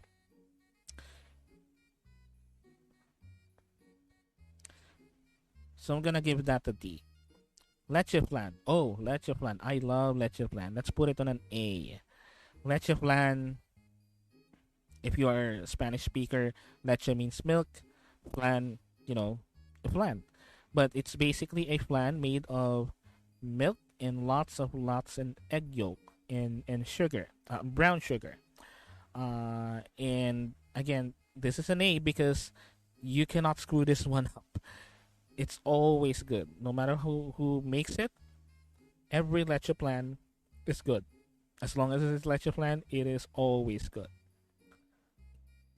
And again, this is something that you cannot really screw up when you're cooking. As long as you know to cook it, as long as how to make it, it's very good. And also, leche flan can be a topping to halo halo. Some halo halo versions have leche flan as a topping, and it's really good as a topping. That's why I give it an A. Lechon baboy. Lechon baboy is just a suckling pig, or not. That is grilled on a long bamboo pole. It's just like a whole pig. And this one, I would give it. I would give it probably. I would give it a B. And a lot of people would tell me, why did you give it a B? It's lechon baboy. It's really top tier. Uh, I would think lechon baboy again. This is something that only certain places can make really good lechon baboy, and this is also something that only serve in like very big occasions. Because not a lot of people can actually afford lechon baboy, a whole lechon because of how expensive it is and how uh, a long it takes a long time to make this one. It takes hours to make this one to grill a whole pig. So that's why it's very expensive, and only a few people can afford it. Really, uh, It's like a staple food, and it's more of like a very big occasion food. And personally, for me, there are only like parts of the lechon baboy itself, the whole grilled pig itself, that is good. And most of the parts of the pig are not something that I really enjoy. So that's why I put it as a B. As a B. But again, it doesn't mean that it is a bad dish. It's just something that, nah, doesn't really deserve a higher rank than this. Although a lot of people love lechon. Let's see. Lechon kawale. Now, despite the similarities in the name, they're very different. This is basically also just deep fried pork cutlets. Uh, I would put it on a C. This is basically just deep fried lechon like cutlets of pork. And the reason why it also has like the lechon on the name of it, because this dish came from the fact that if you have like a whole lechon baboy, a whole grilled pig, there will be times that not all parts of the pig will be eaten. There will be some parts that are left over, and what they do usually is they fry it on deep oil, and you get lechon kawale. And lechon kawale is basically just fried pork, so it doesn't really have anything special on it. So I'm gonna put it at the C. Lechon manok. Oh, lechon manok. Grilled whole chicken. Lechon manok is just grilled whole chicken. Put it on an A. I'll just put it on an A. This is always top tier, no matter who makes it.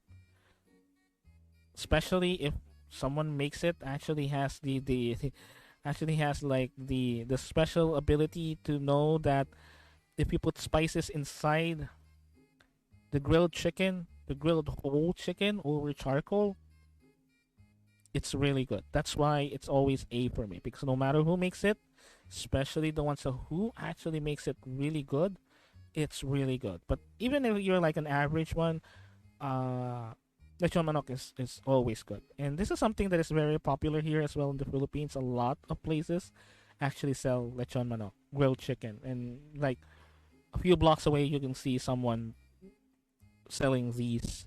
And it's so good when it's like literally out of the grill, because they always grill it. You always see like the storefront, and you see these grilled chicken just rotating around the rotisserie. It's basically rotisserie chicken, but it's over charcoal, and it's also good. It's always good. It's always good. Longanisa. Longanisa is basically a special sausage made in the Philippines and only found in the Philippines. It doesn't really exactly like hot dog, because hot dog has like very pasty. The basically the meat inside a hot dog is basically paste, but a longanisa still has like minced pork in it, mostly minced pork inside.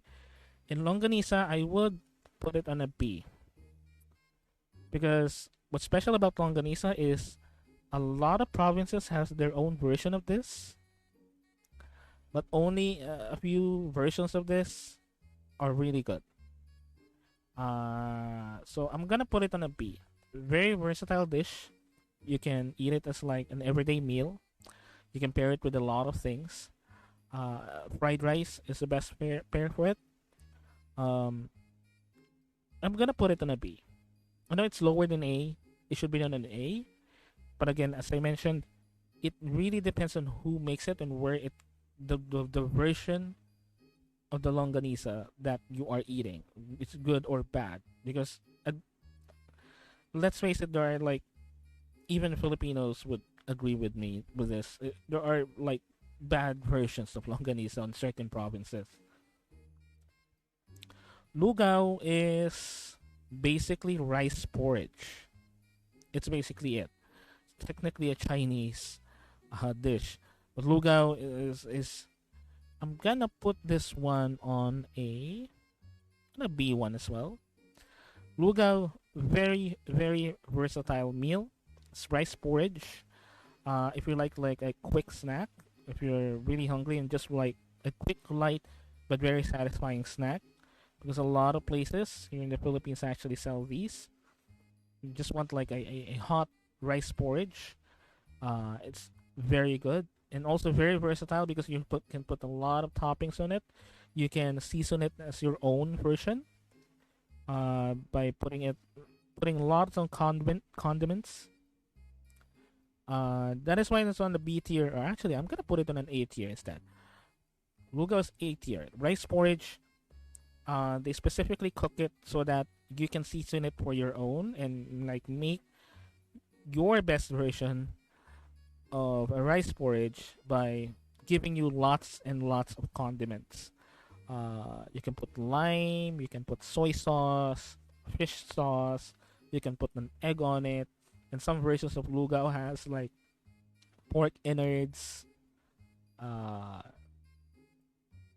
and you can pair it with like fried pork and tofu with soy sauce and vinegar, and it's so good. And a lot of places sell these, so this is like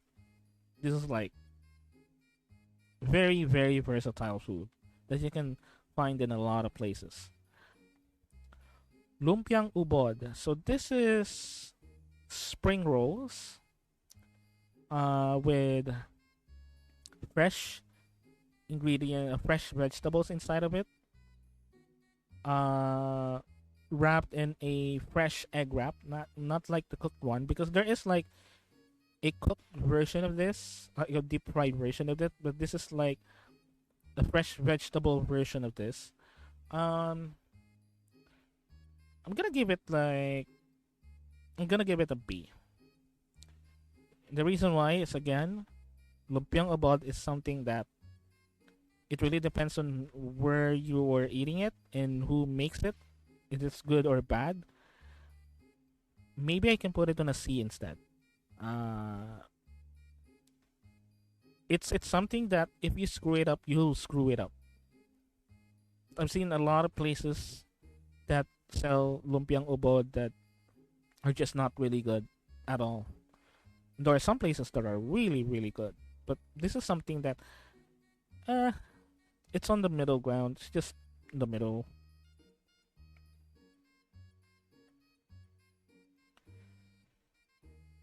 Now, lumpiang Shanghai is basically the fried version of this, and most of the time, it has like bean sprout filling in it.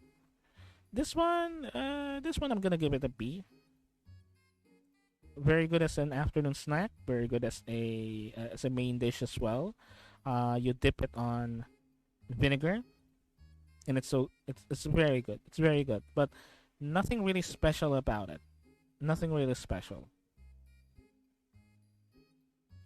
Maha Blanca. Okay, this one is also a dessert. From what I remember, this is a combination of sugar, cornstarch. It's basically like a jelly.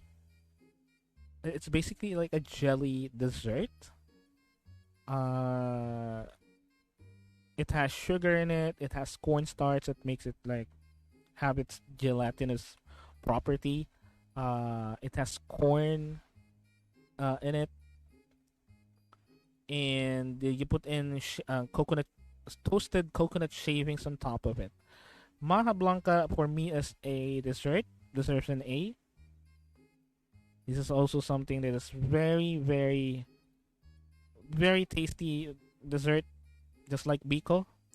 Uh, a lot of places sell these, and a lot of places make good versions of these because this is also something that you cannot really screw up unless you put in a lot of something. That means you cannot really cook it properly. Otherwise, if you learn, as long as you learn to cook it, you'll definitely don't have a problem cooking it. Mamon. This is also a dessert. It's basically fluffy bread. I would put it on a B. It's normal. It's normal fluffy bread with butter on top. Uh, Again, really depends on where you got the mamon, the fluffy bread. Really depends on where you get it, if it tastes good or not. But as a dessert itself, I'm gonna give it a B. It's not good. It's not bad either. Manga and bagoong. This is basically mango and fermented shrimp paste. Mango that is um what you call it? Not ripe mango that is very sour. Um, Maybe put it on a C. It takes no effort for this one. It's just basically sour mango, sour unripe mango that has like fermented fish paste on it. Um, Nothing really special in terms of how you make it. It's just two things to slap to each other. But it's really good. It's really good. Not something though that you can eat all the time. Okoy. Okoy, from what I know, it's little shrimp uh on a batter of egg and flour and deep fried. This one, B. It's B. So this one is B. Very Okoy is a very, it's very tasty. Um, it's simple. It's not extravagant because it's basically like small shrimp, deep fried in a batter of flour and egg. Uh, but it's really good. It's really good. It's simple, but it's really good.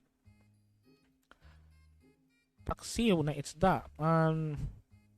So this is basically fish cooked in vinegar, uh, cooked over heat. That is not unlike kinilaw. Um, you put ginger, pepper, and chilies on it. This one very staple dish, very staple Filipino dish, and again also something that if you cook it, if we cook it right, the more that you store it, the the more the flavor is being enhanced. The more that you store it, if you cook it right. But it's basically just fish, whatever fish uh, that is cooked in vinegar with ginger and pepper and chili. I'm gonna give it an A because this is one of those staple foods and alongside adobo, but not as special as adobo. Paksiw na lechon. This also has the lechon word because this is also something that you do with leftover lechon baboy. What they do is they make a spicy, sweet, sour gravy, and they cook it on that gravy, the leftovers of the lechon. And this is basically like a dish, um, where if you have like too much leftover lechon, this is the dish that you would do to so that you can eat the leftovers the next day. I would give this an A. Give this an A.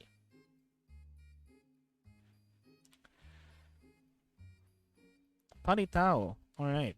Paritao, from what I know about this is basically uh what you call it. This is basically glutinous rice that has been soaked in boiling water, and once it's cooked, they roll it on coconut shavings and then put sugar with sesame seeds on top of it. I'm very familiar with this because this is something that also my grandmother makes all the time and sell this all the time. It's really good. I would give this one an A because this is a very special dessert. Not a lot of people can make this, but if you can make this, it always tastes good. And it's actually very easy to make for something that only a few people actually make. Pancit Malabon. Okay, this is like a kind of a complicated dish because it's basically like a noodle dish with lots and lots and lots of toppings on it. Um, it has lots of chicharon, which is right here. Lots of egg. Lots of shrimp, and yeah. So it's basically a noodle dish, a dry noodle dish. Pancit Malabon, and it's called Pancit Malabon because it was created on a certain, again, in a certain province. The Malabon part is the name of that province. This one I would put it on a B. Put it on a B. Not so much. Not so much to to say about this one. It's a very good dish. It's a very good noodle dish, but again, not something that you eat all the time. Pancit Palabok is basically Pancit Malabon, but more wetter. that didn't that didn't sound right. It's a wetter version. It's a more saucy version. That's the word. Saucy version of Pancit Malabon. So I'm gonna put this in a B as well. Although it should rank a little bit higher than Pancit Malabon because this is the one I prefer, the Palabok one. It has like a saucy flavor. Penoy. This is basically duck egg, but it's a better version of the duck egg, better than the balut. It's basically a duck egg, and if you imagine an egg, that's basically egg. It's not this abomination, which is what happens when this Penoy actually develops into like something else. But Penoy, I would put it on a B. At least it's a better version than balut. It's basically the same duck egg, but this one is just basically an egg, and this one is something that has a developed duckling in it. Pichi Pichi. Pichi Pichi, from what I remember, is a dessert. It's sweet. It has coconut shavings on it. I don't know how it's made, so that's why I cannot really comment the ingredients it's composed of. But it's mostly partnered with Pancit Malabon, or yeah, Pancit Malabon. So this one, I would give a C. It's mid. Pinakbet. All right, pinakbet is basically a dish that is composed of many vegetables. We're talking about a lot of vegetables like okra, eggplant, uh, different kinds of leafy vegetables, uh, and it has pork in it. It has pieces of pork, and it's being cooked in fermented fish paste. Personal favorite, actually my one of my personal favorites, but I would give it a B.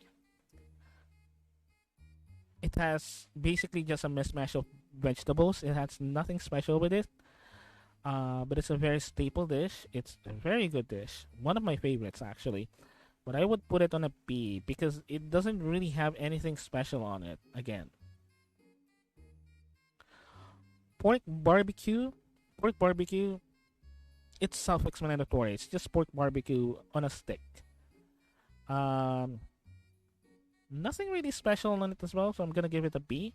It's basically like just a line of pork on a stick. So it's nothing really special. It is a very good dish, a pork barbecue, especially when you pair it with vinegar. Uh, which is, I know, weird, but that's our version of pork barbecue. Uh, but it doesn't really have anything special on it. It's just grilled pork by the end of the day. So yeah, it's a B.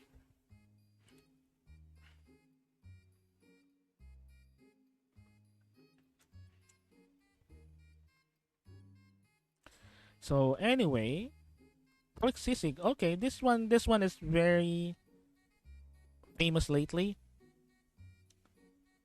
Because I think someone actually cooked it, and a lot of foreigners actually love this one. But anyone who doesn't know, pork sisig is basically like minced pork face. The face part of a pork, it's minced, and it's sautéed with onions, uh, and they put it on a sizzling plate, what we call a sizzling plate, and they put a an egg on top of it. Now this one, like Bicol Express, is very recent from what I remember. This is a very recent dish that was like invented.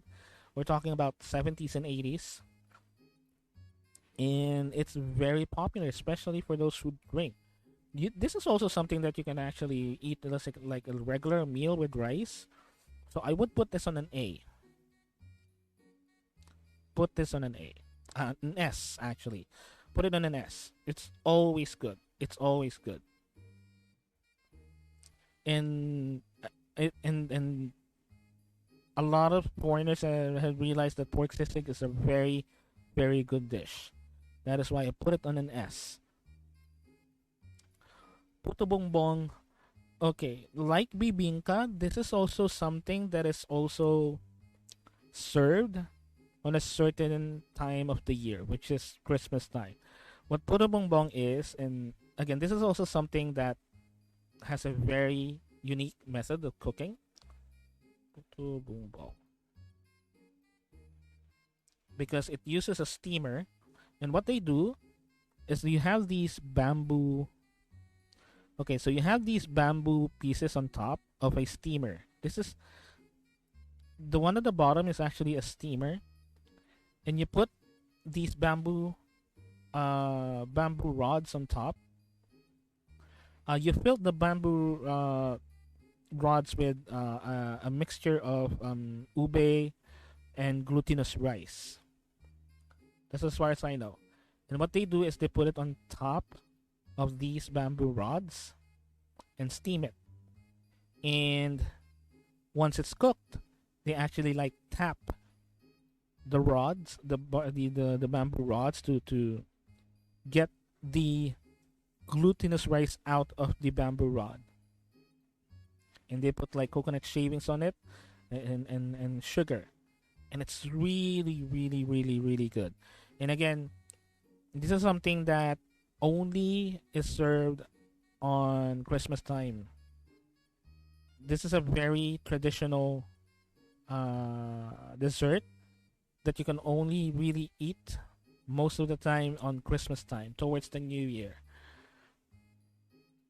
And this is a great dessert to be paired with like ginger tea or hot chocolate. So that's why I'm gonna put this one on an A.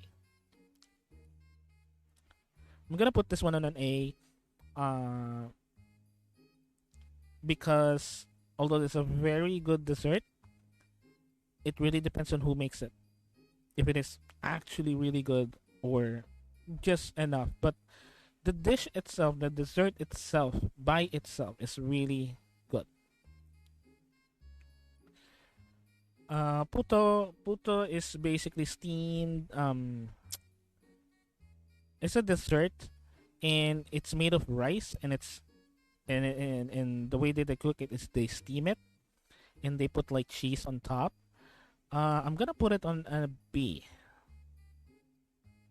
because there are certain makers of puto that are not so good, but there are other makers that are really good. But it highly varies. It's not something that does have like a constant flavor profile. If it's really good or not. I'm gonna put it on a B. Sapin sapin. Haven't really tried this. Weird, right? I'm a Filipino, and this is quite a popular Filipino food, but I haven't really tried sapin sapin myself. So I'm gonna put it here. Oh, sinigang. Okay. Sinigang, put this one on an S tier. Sinigang is basically a sour soup. Sour soup. You can make sinigang with fish. You can make sinigang with beef. You can make sinigang with pork. I love the beef one. And this is basically like a sour soup. Uh, That is very, very good, especially on cold weather, uh, cold, rainy weather. And you have this like hot broth of sinigang that is sour and tasty. It's so good. And this is something that if you have a foreigner friend or a foreigner acquaintance and you like to introduce a Filipino dish that they would surely love, this is the one that we're talking about. This is the one that you serve them because this is 100% they will like it no matter what. So sinigang S tier. Spaghetti. And we're okay, spaghetti, we're talking about Filipino version here. So this is basically Filipino spaghetti that is sweet. The sweet version of spaghetti, which is for a lot of people, especially non-Filipinos, it seems like a blasphemy to pasta. But yeah, this is our own version, and the reason why it's sweet is because we use banana ketchup instead of tomato for this dish. It's basically pasta, but replace tomato sauce with banana ketchup, which is sweet. That is why it's sweet. That's actually all the only difference about it. Um, it is famous for being sweet. Um, a lot of people hate Filipino style spaghetti because it's sweet. For me, uh, for me, it's a it's a B. It's a B. Spaghetti is something that only certain places, certain people can make really good Pinoy style spaghetti. You cannot really taste a very good Pinoy style spaghetti all the time. Uh, it's a really good dish, but again, this is something that you can screw up easily if you don't know what you're doing when it comes to cooking it.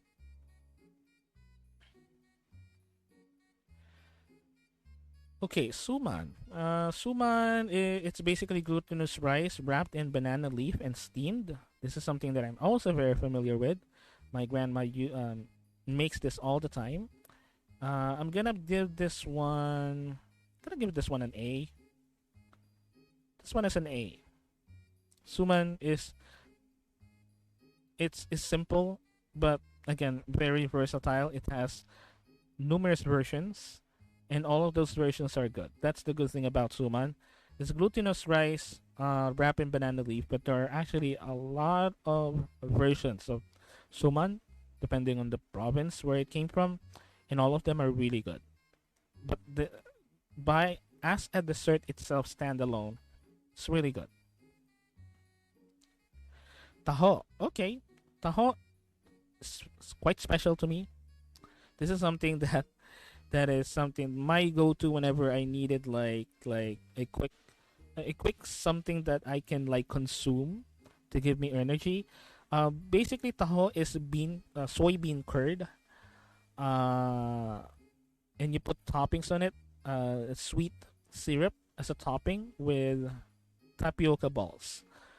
Taho is very, very, very popular here in the Philippines. Now, the thing is, every morning or afternoon, someone, a middle-aged man, would actually go around the neighborhood and would shout taho, taho, on the top of his lungs, and that's the time that you would have to grab your mug, whatever mug you have on your house, and buy some taho because taho is really delicious, and it actually technically just gives you that energy. It just perks you up for some reason. Whenever you try taho or you eat taho, it perks you up for some reason. So I'm gonna give it an A.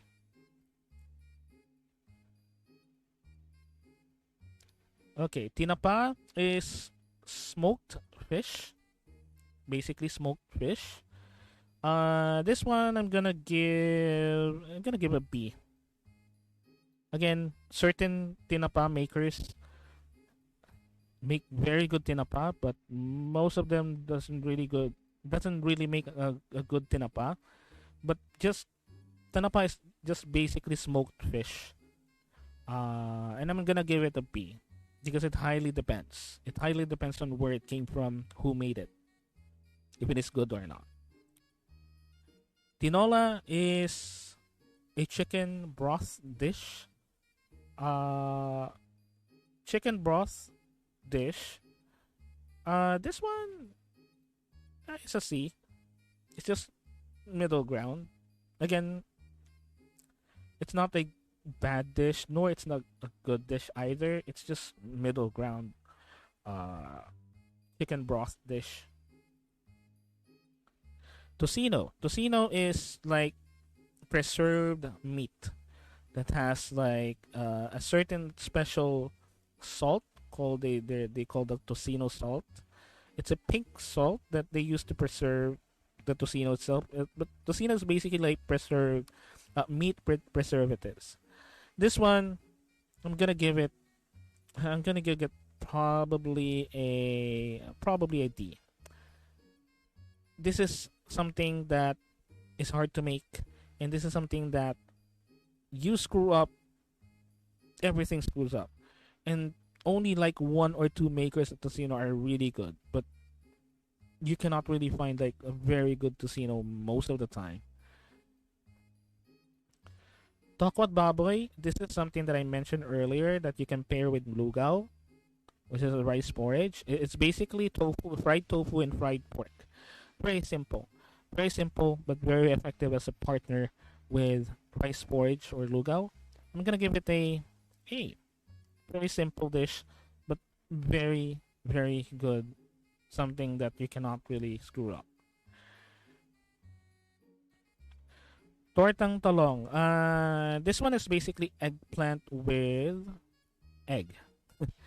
You what you do is you torch or you grill the eggplant itself, and you'll get like a burnt eggplant on the outside. Now you peel off that burnt part, the burnt skin, and whatever that is left with, you dip it in battered egg, a beaten egg, battered, it's not battered, beaten egg, and you fry it. And it's basically tortang talong. It's basically your fried eggplant with egg. This one, I'm gonna give it a D as well. It's not something. It's not very special. It's a very simple dish, but that's the thing. It's not really special. Technically, it's just eggplant with egg. That's it. Yama. All right, yama. I love yama. This is a very, very, very sweet milk-based dessert that comes in small packages. This is something that is a staple for kids. It's a very, very popular dessert for kids. It's very sweet, very milky. I'm gonna give it an A. And there are actually cakes that are based on this dessert, like yama cakes. They call it yama cakes. Oh, buko pie. It's basically coconut pie. Buko pie. Gonna give it a B. Gonna give it a B. This one. You know what? I'm gonna give it an A. Let's put it in an A. There are certain places that have very, very good buko pie. This is something that you get home, that you bring home after a long trip to a province. It's a very staple, like what we call pasalubong or a gift. Uh, Something that you bring home if you're going to like a far place or a far province. You always bring back buko pie. And again, there are certain places that really has really good buko pie, coconut pie. Uh, so I'm gonna go with an A for this because as a dessert itself, it is so good. It's very, very good, very tasty. Especially the if you do the dough right and put it in like and just this right toastiness. You bake it at the right toastiness.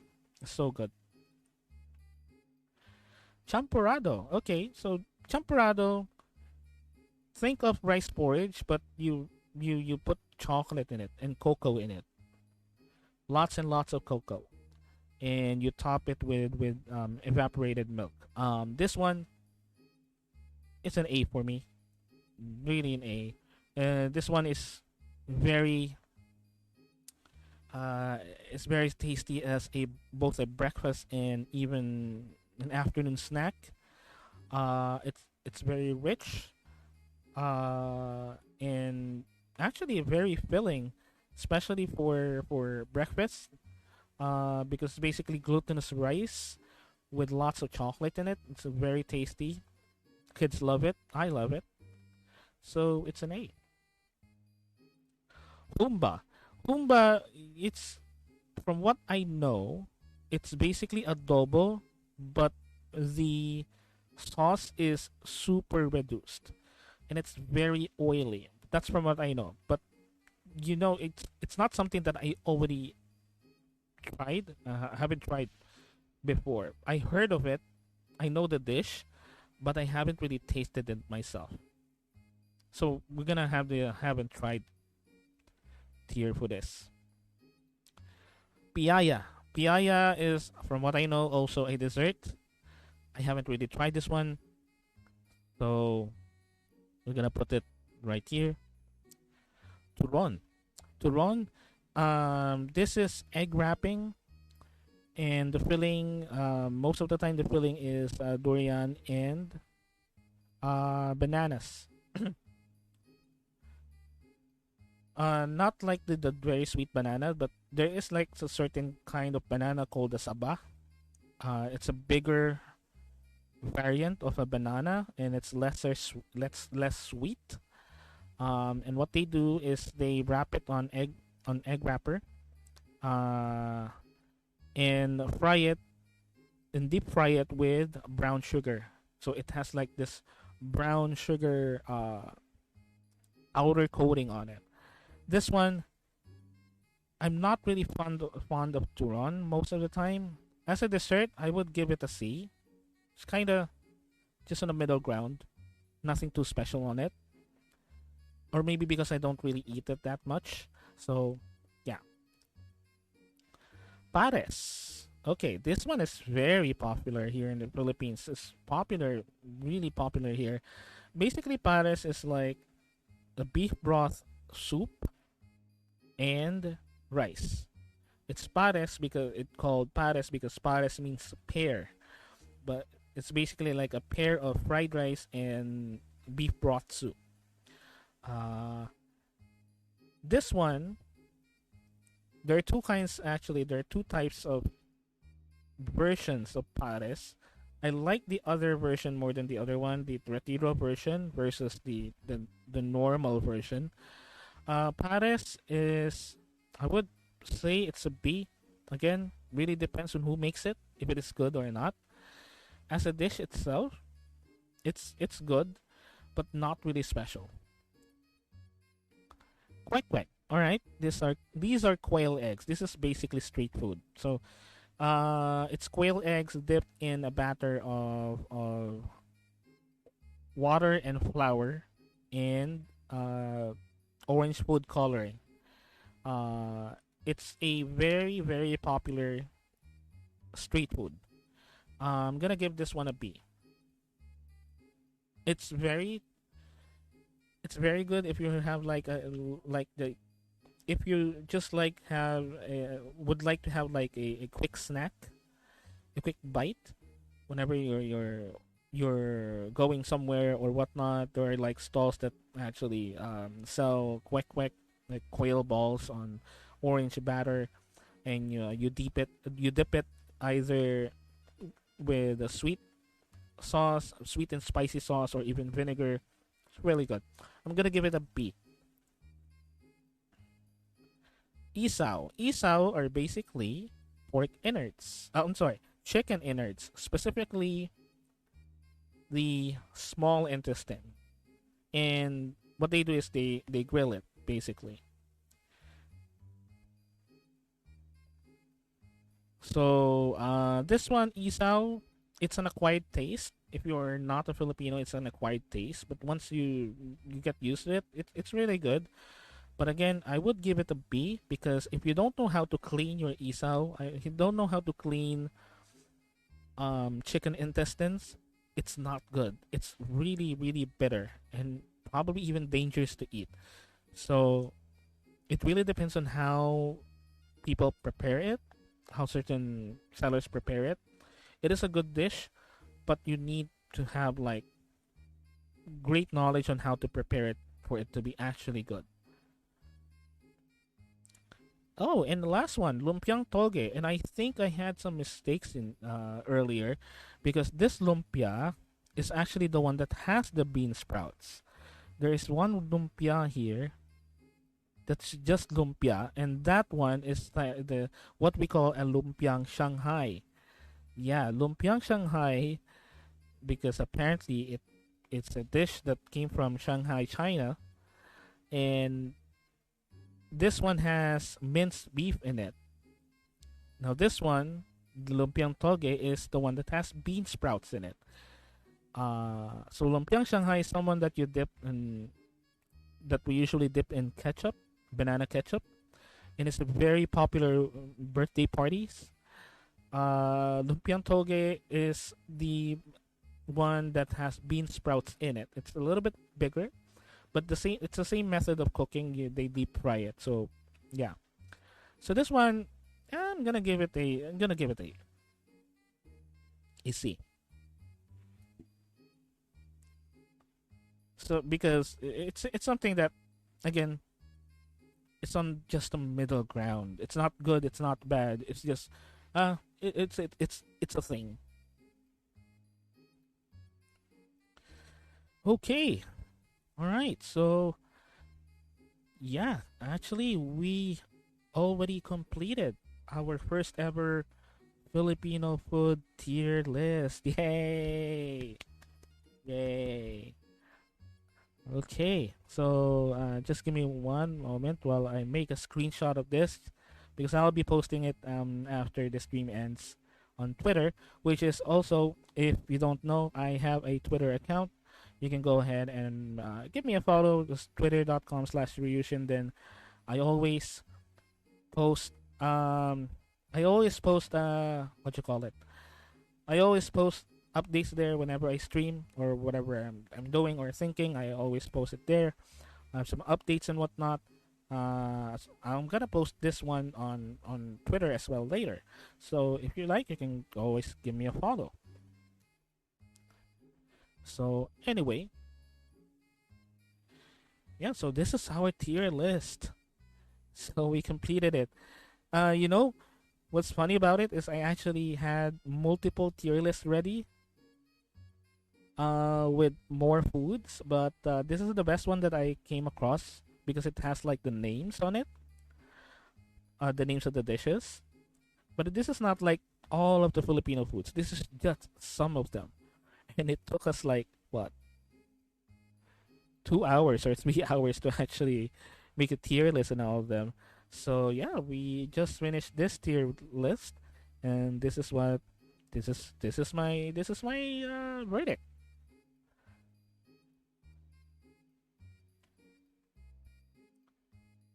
So anyway,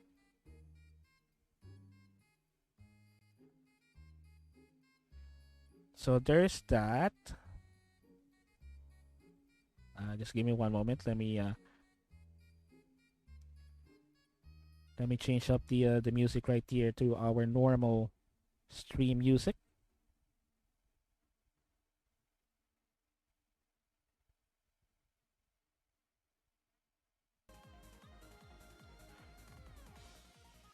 And let me lower this one down.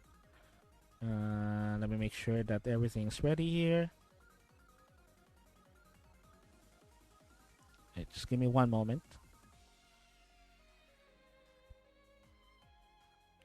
I said window capture.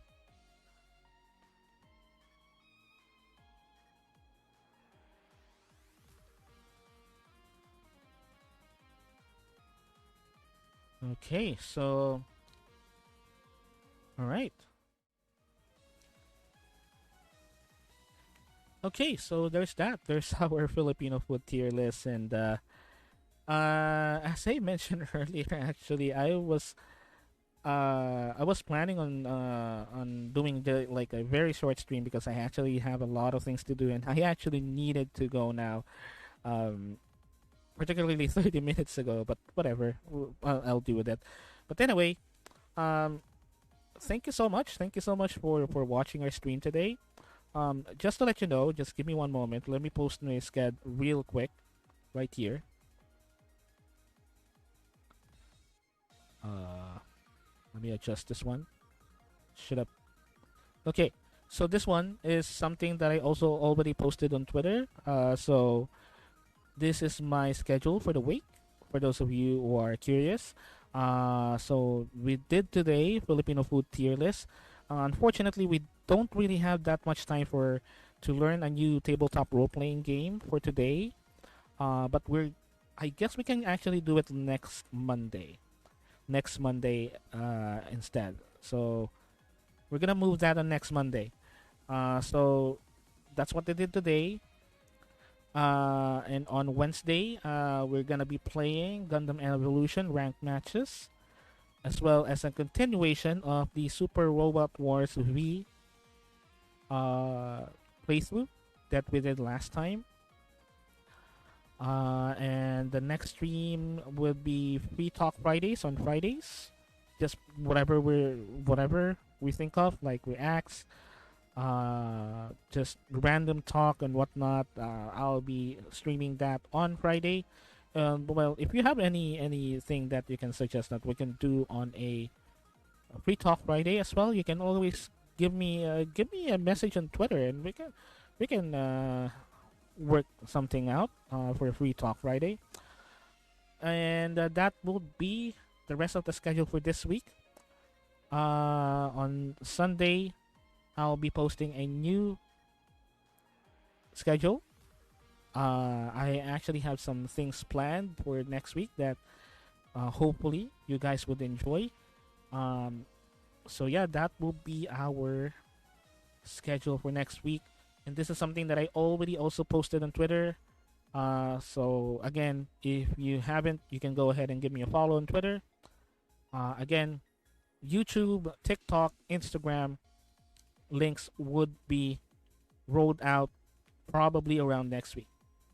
Probably around next week. So that is our schedule. And again, thank you so much. Thank you so much for joining me. Particularly a shout out to Owl Jax. If you're still there, thank you so much for joining me on my stream, dude. It's been a pleasure talking with you, and I hope that I see you again on the next streams as well. We can go ahead and interact. You know, we can go ahead and interact like what we are doing earlier, and I really do appreciate the follow. And for those who haven't, you can go ahead and give me a follow on Twitch, so you'll be notified whenever I do these streams as well on Twitch.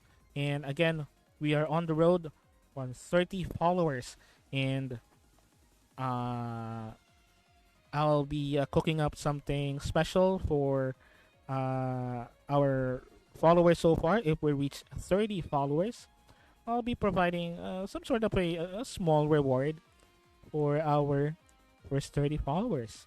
So keep a lookout for that.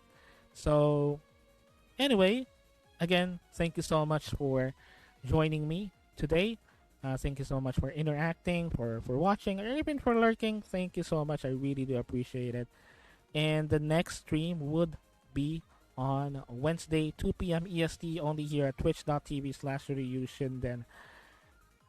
And again, this is me, your armored VTuber, Rent a Hero by night, Salaryman by day, overall nerd, Ryushinden, signing off. And always, as always, brave on.